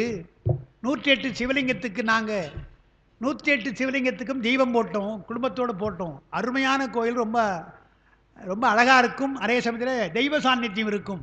8 மணிக்கு மூடிடுவாங்க, சீக்கிரம் போகன்ற. அவர் சொல்கிற நேரம் 7:30 மணி. நாங்கள் எங்கேயும் இருக்கோம், 7:30 அரை மணி நேரம் இருக்குது. காரணம் தான் போயிட்டுருக்குறோம். என்ன ஆச்சுன்னு சொன்னால், அது இரவு நேரம், சரியாக வழி தெரியல. தஞ்சாவூர்லேருந்து வர்ற பொழுது நம்ம டைவெர்ட் பண்ணிட்டான். இங்கே பாலம் கட்டுறாங்க சார், இப்படி போகக்கூடாதுன்னு திருப்பிட்டான். திருப்பிட்டா அது போகுது எங்கேயோ போகுது. எனக்கே சந்தேகம், இந்த கும்பகோணம் தான் போதா வேற எங்கன்னா போதான்னு தெரியல. என்ன அப்படி திசை மாறி போச்சு. அப்புறம் டிரைவர் தெரிஞ்சுட்டு ஓட்டுறார், தெரிஞ்சால் ஓட்டுறார். சரி, பாபநாசம் போயிடு. ஏன்னா தஞ்சாவூர் விட்டு தான் கொஞ்சம் தூரம் பாபநாசம். இனி பார்க்க முடியாது, ஏறக்குறைய மணி 8 அடிக்கு 5 நிமிஷம். இனி பார்க்க முடியாதுன்னு நினச்சா கரெக்டாக போகுது, பாபநாசம் கரெக்டாக வருது. ரோடு போர்டு கரெக்டாக வந்துடுச்சு. சேர்ந்து வர்ற பொழுது பாபநாசம் கிட்ட வந்துடுச்சு. உடனே டிரைவர் சொன்னேன், ஏன் வண்டி நிறுத்துங்க. அவர் சொன்னார், டாக்டர் நீங்கள் தேட வேண்டிய அவசியமே கிடையாதுங்க, ஆன் த ரோடு, போகிற ரோடு தான் இருக்குது. ரோட்லேயே பார்த்தீங்கன்னா கோயில் தெரியும், சீக்கிரம் போங்கண்ண. 8 மணி 5 நிமிஷம் எழுந்து ஓடுறோம். அதே மாதிரி நாங்கள் மந்திர பார்த்து அப்புறம் சொல்லி அங்கே எல்லாம் பூஜையெல்லாம் பண்ணாங்க. நமக்கு என்ன அங்கன்னு சொன்னால், வேண்டிய வில்வம் கொடுக்குறாங்க. 108 சிவலிங்கத்துக்கு அர்ச்சனை செய்கிறதுக்கு வில்வம் கொடுக்குறாங்க, பூக்களை கொடுக்குறாங்க, அரளிப்பூ. இதை அர்ச்சனை பண்ணோம். மொத்தமாக மேலே அப்படியே வச்சு வரலாம், நாமே பூஜைக்கலாம். 108 சிவலிங்கத்துக்கு பூஜை செய்து பின்னால் அப்புறம் வழிபாட்டு அர்த்த ஜாம பூஜை வழிபாடு எங்களுக்காக கொஞ்சம் வெயிட் பண்ணி தான் செய்தாங்க. 8:30 மணிக்கெல்லாம் முடிஞ்சு போச்சு. அப்புறம் அந்த சிவாச்சாரியார் ஒன்று சொன்னார், அதுதான் சொல்கிறேன். ஐயா, இந்த கோயிலுக்கு வர வேண்டும் என்றால் உங்களுக்கு அந்த பாவங்களெல்லாம் நீங்கி இருக்கணும். கொஞ்சம் பாவம் இருந்தால் கூட உள்ள வரக்கூடாது. அதான் பாவநாசம் வச்சுருக்காங்க. ஏன் சொல்கிறேன்னு சொன்னால், கும்பகோணம் தஞ்சாவூருக்கு இடையில் எத்தனையோ பேர் போவான் வருவான், நிறைய பேர் போவான். அதே ரோட்டில் தான் இருக்குது. இப்படி பார்ப்பான், அது ஒரு சின்ன கோயிலான்னு போயிடுவானே தவிர இந்த கோயிலுடைய அருமை தெரியாதுன்னாங்க. உண்மை எனக்கும் அதுதான். நான் பலமுறை தஞ்சாவூருக்கு போகணும் போயிருக்கிறேன். அந்த கோயில் இருக்கிற இடமே எனக்கு தெரியல. அவர் சொன்னார், நீங்கள் காரில் தான் வந்திருப்பீங்க, டிரைவர் உள்ளே உட்காந்துருப்பார், வெளியே வரமுட்டு வந்திருக்க மாட்டாரே அப்படின்னா. பெரும்பாலும் என்ன பண்ணுவாங்க, டிரைவராக இருந்தாலும் சரி, நம்மோடு கூட ஒரு 4-5 பேர் வராங்கன்னு வச்சுங்களேன், அங்கே வந்து என்ன பண்ணுவாங்களாம், நீ போப்பா, நான் தெய்வத்தெலாம் நிறைய பார்த்துட்டேன், நான் கார்லேயே உட்காந்துங்கிறேன், போய் விபூதி கொண்டாந்துருன்னு சொல்லுவாங்களாம். அது சொல்கிறாரு, இந்த மாதிரிலாம் சொல்லிட்டு உட்காந்துருவாங்க. அவர்களெல்லாம் வரவிடாது. யாரை வரவிட வேண்டுமோ அவரைத்தான் வரவிடும் இந்த கோயில் அப்படின்னாங்க. அதுதான் இங்கே சொல்கிறார். பெருமானை வணங்க வேண்டும் என்றால் அந்த தவம் இருக்க வேண்டும், இல்லை என்றால் கிடையாது. சிறியார் பெரியாரை அணுகவாரார். நெஞ்சம் என்பது சிறுமையானது. நெஞ்சம் சிறுமையானது பெரியவருடைய நெஞ்சத்தோடு பெருமானை வணங்குவதற்கு வராதுன்னு பார்க்கும். வாங்க வாங்க. ஆமாம், அப்புறம் வரலாம். அது போயிட்டு வாங்க. சிறியார் பெரியாரை அணுக வாரார்னா நெஞ்சம் இருக்குதே, அது சிறுமைத்தனம் உடையது, பெரிய விஷயங்களை கேட்காதுன்னு சொன்னான். வாங்க. முதல் மந்திரத்தில் பெரியாரை துணைக்கோடலால் வருகின்ற பயன் இறைவனை அடையலாம்னு சொன்னார். 2வது தந்திரம் இருக்க இந்த மந்திரம் பெரியாரை துணை கொள்வாருக்கு துன்பங்கள் நீங்கும் என்று குறித்தார். பயன் சொல்றார். முதல் மந்திரத்தில் இறைவனை அடையலாம், 2வது இந்த மந்திரம் இருக்கு இல்லையா, பெருமானை வணங்கினால் நமக்கு துன்பங்கள் நீங்கும். அப்புறம் 3வது ஒரு பாடல், அறிவார் அமரர் தலைவரை நாடி செறிவார் பெருவர் சிவதத்துவத்தை நெறிதான் மிக மிக நின்று அருள் செய்யும் பெரியாருடன் கூடல் பேரின்பமாமே. சிவதத்துவத்தை அறிந்து சிவனை பரம்பொருளாக கொள்கின்ற பெரியோரோடு சேர்ந்தால் நமக்கு பேரின்பம் என்றார். உங்களுக்கு குறிப்பாக எழுதியிருக்கிறேன், விளக்கமாக எழுதலை. முதல்ல அறிவுடையார் என்று போட்டிருக்கேன். அறிவுடையார் என்ற சொல்லுக்கு என்ன அர்த்தம் என்றால், திருவள்ளுவரை கேட்டால் அறிவுடையார் எல்லாம் உடையார்னர். மற்ற செல்வங்கள் இல்லை என்றாலும், உலகியல் செல்வங்கள் இல்லை என்றாலும் அறிவுடையார் எல்லாம் உடையார்னர். அறிவிலார் என்னுடையரேனும் இல்லைனார். அறிவில்லாதவர் என்னமோ இருக்கலாம், இருந்தாலும் அவையெல்லாம் உடைமையல்ல, செல்வம் அல்லன்னு சொன்னார். அது பொதுவாக அறிவுடையன்னு சொல்றார். இங்கே என்ன சொல்றார், அறிவுடையார் என்றால் பெருமானை தேவர் தலைவனாக மகாதேவனாக எண்ணுகின்றவர்கள், அந்த அறிவு பெற்றவர்கள். அறிவுடையார் என்று சொன்னால் எத்தனையோ தேவர்கள் இருக்கிறார்கள், தெய்வங்கள் இருக்கின்றன. அந்த தெய்வங்களுக்கெல்லாம் மகாதேவனாக இருப்பவர் நம்முடைய பெருமான் என்று எண்ணுகின்றவர்கள், அவள்தான் அறிவார்னர், அறிவுடையவர்கள். இந்த இடத்துல அறிவார் அமரர் தலைவனை நாடி அறிவார்னர். அமரர் தலைவர் என்றால் தேவர்கோன், தேவர்கோ அறியாத தேவதேவன் என்றார் மாணிக்கவாசகர். தேவர்களெல்லாம் அறிய முடியாத தேவனாக மகாதேவனாக இருக்கிறானே, அவனை யார் அறிவார்கள்? அறிவுடையார் அறிவார்கள் என்றால் ஞானிகள் அறிவார்கள். ஞானிகளுக்குத்தான் சிவனுடைய பரத்துவம் தெரியும், சிவனை பரம்பொருளாக ஏற்றுக்கொள்வார்கள். அப்புறம் சொல்றார், தேவர் தலைவனை அடையும் வழிகளை ஆராயவார்கள் அறிவுடையார், சிவனே அவன் என தேர்ந்து அவனை அடைவார்கள். சிவன் அவன் என்று பரம்பொருள் என்று அவனை தேர்ந்து அடைவார்கள். அதுக்கப்புறம் செறிவார்னார். செறிவு என்று சொன்னால் யோகம் அர்த்தம். யோக நிலையிலே பெருமானை எப்பொழுதுமே எண்ணிக்கொண்டிருத்தல். செறிவு என்று சொன்னால் நீங்காமல் அடைதல். நீங்காமல் அடைதல் மனம் பெருமானை நீங்குதலும் அடைதலும் என்ன என்றால், பெருமானை நினைத்தால் நாம் அடைகின்றோம், மறந்தால் நீங்குகிறோம். அதான் அர்த்தம். பெருமானை அடைவது நீங்குவதற்கு வேறு அர்த்தம் கிடையாது. நாம் எப்பொழுது எண்ணுகிறோமோ அப்பொழுது பெருமானை அடைகிறோம், எப்பொழுது மறக்கின்றோமோ அவனை விலகுகிறோம். அதனால் செறிவார் என்று சொன்னால் யோக நிலையிலே தியானிப்பது போல ஒரே நிலையிலே அவரை எண்ணிக்கொண்டிருந்தால் அதுதான் செறிவார். சிவனை அவனாகவே தேர்ந்து சிவனாகவே நிற்பார்கள். சிவோகம் பாவனை அவர்களும் சிவனாக மாறுவார்கள். அப்பொழுது என்ன செய்கிறார்? நாமும் நன்னெறி சென்று அங்கே நெறி சிவதத்துவத்தை பெறுவார்கள். நெறிதான் மிக மிக நின்று நல்ல நெறி, நல்ல நெறியிலே சென்று பிறரையும் அவ்வாறு நிற்கச் செய்து உலகிற்கு நன்மை செய்யும் பெரியார். இப்போ சொன்ன சான்றோர் இருக்காங்க இல்லையா, சீவன் முத்தர்கள் அல்லது அருளார்கள், அவங்க தாங்களும் நன்மை பெறுவார்கள், மற்றவருக்கும் நன்மை செய்வார்கள். அதுதான் உண்மையான ஒரு தொண்டு. கல்வி என்று சொன்னாலே என்ன சொல்கிறாங்க? நீங்கள் படிப்பது மட்டும் கல்வி அல்ல, படித்த கல்வியை பிறருக்கு சொல்வதுதான் கல்வி என்றான். ஓதல் என்பதோடு நிறுத்தலை, எங்கேயுமே நிறுத்தலை. ஓதல் ஓதுவித்தல் சொன்னான், வேட்டல் வேட்பித்தல் என்று சொன்னான். வழிபாடு நீங்கள் செய்யலாம், வழிபாடு நீங்கள் செய்வது மட்டுமல்ல மற்றவரை வழிபட செய்ய வேண்டும். நீங்களும் வழிபாடு செய்யுங்கள், உங்களுக்கு பயன் உண்டு. ஏன் அருளாளர் பாடுறாங்க? அவங்க பாட்டு போக வேண்டியது தானே. நீங்களெல்லாம் வழிபடுங்கள், இங்கே வழிபடுங்க, முப்போதும் வழிபடுங்கள் ஏன் சொல்கிறாங்க? நாங்களெல்லாம் வழிபட்டு பயன்பெறுகிறோம், நீங்களும் பெற வேண்டும் என்று தான் சொல்கிறாங்க. அடுத்தான் இங்கே சொல்கிறார், பெரியார்களோடு சேர்ந்தால் அவர்கள் நன்னெறியிலே நாம் நிற்போம், நிற்பது மட்டுமல்ல மற்றவர்களை அந்த வழியிலே கொண்டு சேர்ப்போம், சேர்த்து அந்த பெரியாரோடு சேருவோம் சொன்னார். அதுக்கு அந்த 4ஆம் பக்கத்தில் முடிவு இருக்குது. அதுவே பேரின்பம் பெறுவதற்கு வழி. பெருமானிடத்திலே பேரின்பம் பெறுவது வீடு பேர் தான் சொல்வாங்க, வீடு பேர் தான் பேரின்பம். ஆனால் அதைவிட பெருமானை வழிபட வேண்டும் என்று வழிகாட்டுறோம் இல்லையா, அதுவே ஒரு பேரின்பம் தான். வழிகாட்டுவது பேரின்பம் தான். அறிவார் செறிவார். நீங்கள் அப்பர் பெருமானுடைய தாண்டகத்தெல்லாம் பார்த்தீங்கன்னா பக்தியா பாடலாம் இருக்குது. அவர் சமணத்துக்கு போய் மறந்து போய் பாடினது, உங்களை மறந்தேன்லாம் பாடி வருந்தி பாடுறார் இல்லையா, அது மாதிரி நிறைய இருக்கிறது. சைவ சித்தாந்த சாத்திரங்களெல்லாம் விளக்குகின்ற பாட்டெலாம் ரொம்ப நிறைய இருக்கிறது. அது இல்லாமல் என்ன செய்திருக்கிறார் என்றால் பொது பதிகங்கள் பாடியிருக்கிறார். பொதுப்பதிகங்கள் பாடுகின்ற பொழுது திருக்கோயில் வகைகள் என்னென்னு பாடுறார். எத்தனை கோயில் எப்படிலாம் இருக்கும். திருக்கோயில் என்று சொன்னாலே சிவன் கோயில் தான். அது கரக்கோயில், மாடக்கோயில், இளங்கோயில், கொகுடிக்கோயில், வரிசையாக சொல்றார். இந்த கோயில் வரிசைகள் இப்படி பல்வகையான கோயில்கள் உண்டு என்று பட்டியல் போடுறார். எது கரக்கோயில், எது கொகுடிக்கோயில், எது மாடக்கோயில் என்றெல்லாம் இன்னைக்கு பார்க்கிறோம். இன்னைக்கு இருக்குது அதெல்லாம். அது மட்டுமல்ல, ஊர் என்று முடிகின்ற கோயில் என்னென்ன? ஊர்னு முடியும், திருவாரூர் சொல்றேன் இல்லையா. புறம் என்று முடிகின்ற ஊர் என்ன? காஞ்சிபுரம், சிரபுரம் சொல்றேன் இல்லையா. புறம் என்று, ஊர் என்றும், குடி என்றும், காடு என்றும், குளம் என்றும் இப்படி ஒரு பட்டியல் போடுறாருங்க. தமிழ்நாட்டில் இருக்கின்ற தலங்களுக்குடைய பெயர்களை எல்லாம் பட்டியல் போட்டு தொகுதியாக பாடுறார். அந்த பாட்டை படிச்சிங்கன்னா தமிழ்நாட்டில் குளம் என்று முடிகின்ற கோயில் எத்தனை, காடு திருமறைக்காடு, ஆலங்காடு சொல்கிறோம் இல்லையா, அதுபோல் எத்தனை, தானம் என்றால் எத்தனை என்று எல்லாவற்றுக்கும் பகுத்து பகுத்து போட்டிருக்கிறார். என்றால் இத்தனை கோயில்களை நீங்கள் போய் அடைய வேண்டும், பார்க்க வேண்டும் என்று அதுக்கு தானே வழிகாட்டிருக்கிறார். அப்படி தான் வழிபட்டது மட்டுமல்ல, இதையெல்லாம் நீங்கள் வழிபட வேண்டும் அல்லவா. அம்மா சொன்னாங்க இல்லையா, ஆடிப்பாடி அண்ணாமலை கைதோட ஓடிச்சென்றும் உள்ள வினைகளேன்னு பாடினார் இல்லையா, ஓடிப்போம் நம் உள்ள வினைகளேன்னு பாடினார் இல்லையா.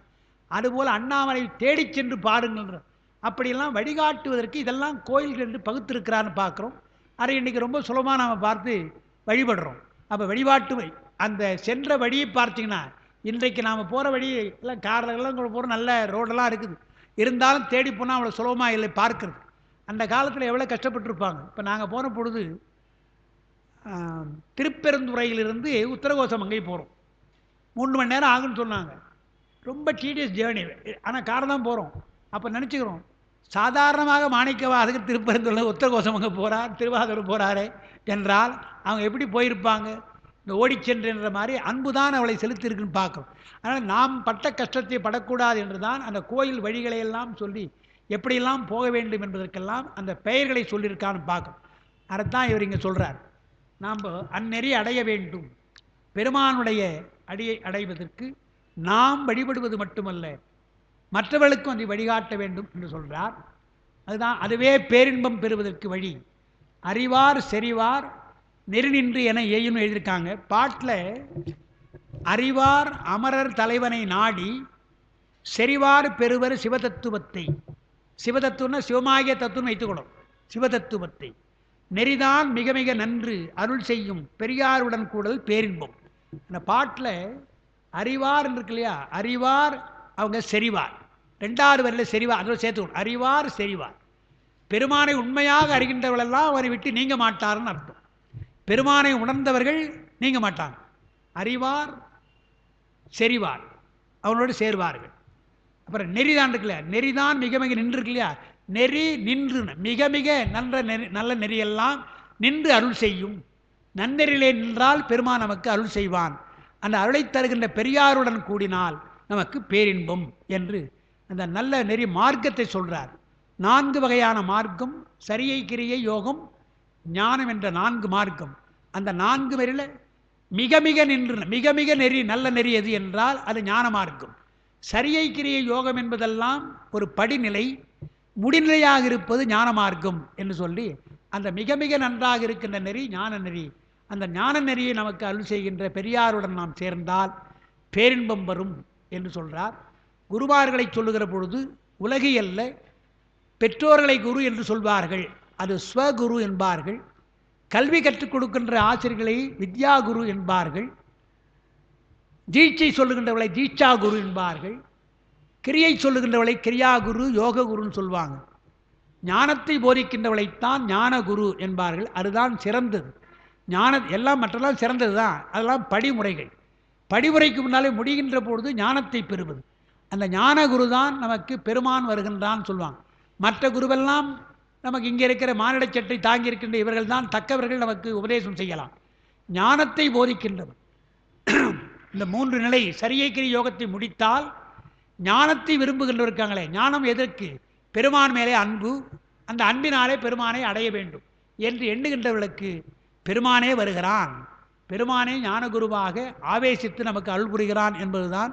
அதனால்தான் குருவே சிவம் என்று கூறினன். அந்த குருவே சிவம் என்றால் எல்லா குருவும் சொல்லலை, ஞானமாக ஞானத்தை போதிக்கின்ற உபதேசம் செய்கிறார்களே அவர்களிடத்தில் தான் அதுதான் சிவம். அவர்தான் சிவமாக வந்து பெருமான் அருளுகின்றான் என்று குருவே சிவம் என்று கூறினன் நந்தி என்று திருமூலர் சொல்றார். ஞான குரு நமக்கு சிவம், அவரை தவிர வேறு யாரும் கிடையாது. மாணிக்கவாசகருக்கு என்ன பெருமை என்றால் சிவமே குருவாக வந்தார். நமக்கெல்லாம் ஞான குருவாக வாய்த்து ஒரு மானிட சட்டை தாங்குகின்ற ஒரு பக்குவ ஆன்மா, அதை ஆவேசித்து பெருமான் நமக்கு அருள்வான். ஆனால் மாணிக்கவாசகருக்கு சிவனே குருவாக வந்தது என்பது பெருமையாக இருக்கிறது. அதுபோல் இங்கே ஞான குருவாக இருக்கின்றவரை நாடினால் நமக்கு பேரின்பம் வரும். அவரைத்தான் பெரியார் என்று இங்கே சொல்லுகிறான்னு பார்க்கிறோம். 3 பாட்டு தான் முடிந்திருக்குது. நாளைக்கு 3 பாட்டை நாம் தொடருவோம். இதை முடிச்சிட்டோம்னா அந்த அஷ்டாங்க யோகத்தை நாம் தொடங்கி வைக்கலான்னு பார்க்க. யோகத்தை பற்றி கொஞ்சம் சொல்ல வேண்டியதாக இருக்குது, அதை சொல்லி நாம் தொடங்கி வைக்கலாம். எனவே இருந்து கேட்ட பெருமக்களாக உங்களுக்கெல்லாம் இந்த நேரத்தில் நான் நன்றி கூறி, நம்முடைய ஞானம் அவர்கள் இந்த இடைவிடாமல் இந்த பணியை செய்ய வேண்டும் என்றவர்கள் தனிப்பட்ட முறையில் செய்கிறார்கள். எப்படி நம்முடைய திருமறை அருட்பணி அறக்கட்டளை சதாசிவம் அவர்கள் தனியாக இருந்து கொண்டு பல பேரை தொடர்பு இருக்குது, அவருக்கு துணை இருக்குது. இவருக்கு அது கூட கிடையாது. இவர் தான் எல்லாமே. பெருமா அந்த துணையோடு இருந்து அவர் செய்ததால் அவருடைய பணி திரு அருட்பணி மேலும் மேலும் ஓங்கும்படியாக இந்த நேரத்திலே கட்சி ஏகம்ப பெருமானுடைய திருவுருளை நான் வேண்டிக் கொண்டு இருந்து கேட்ட பெருமக்களை அவங்களுக்கெல்லாம் நான் நன்றி கூறி அமைகின்றேன். வணக்கம்.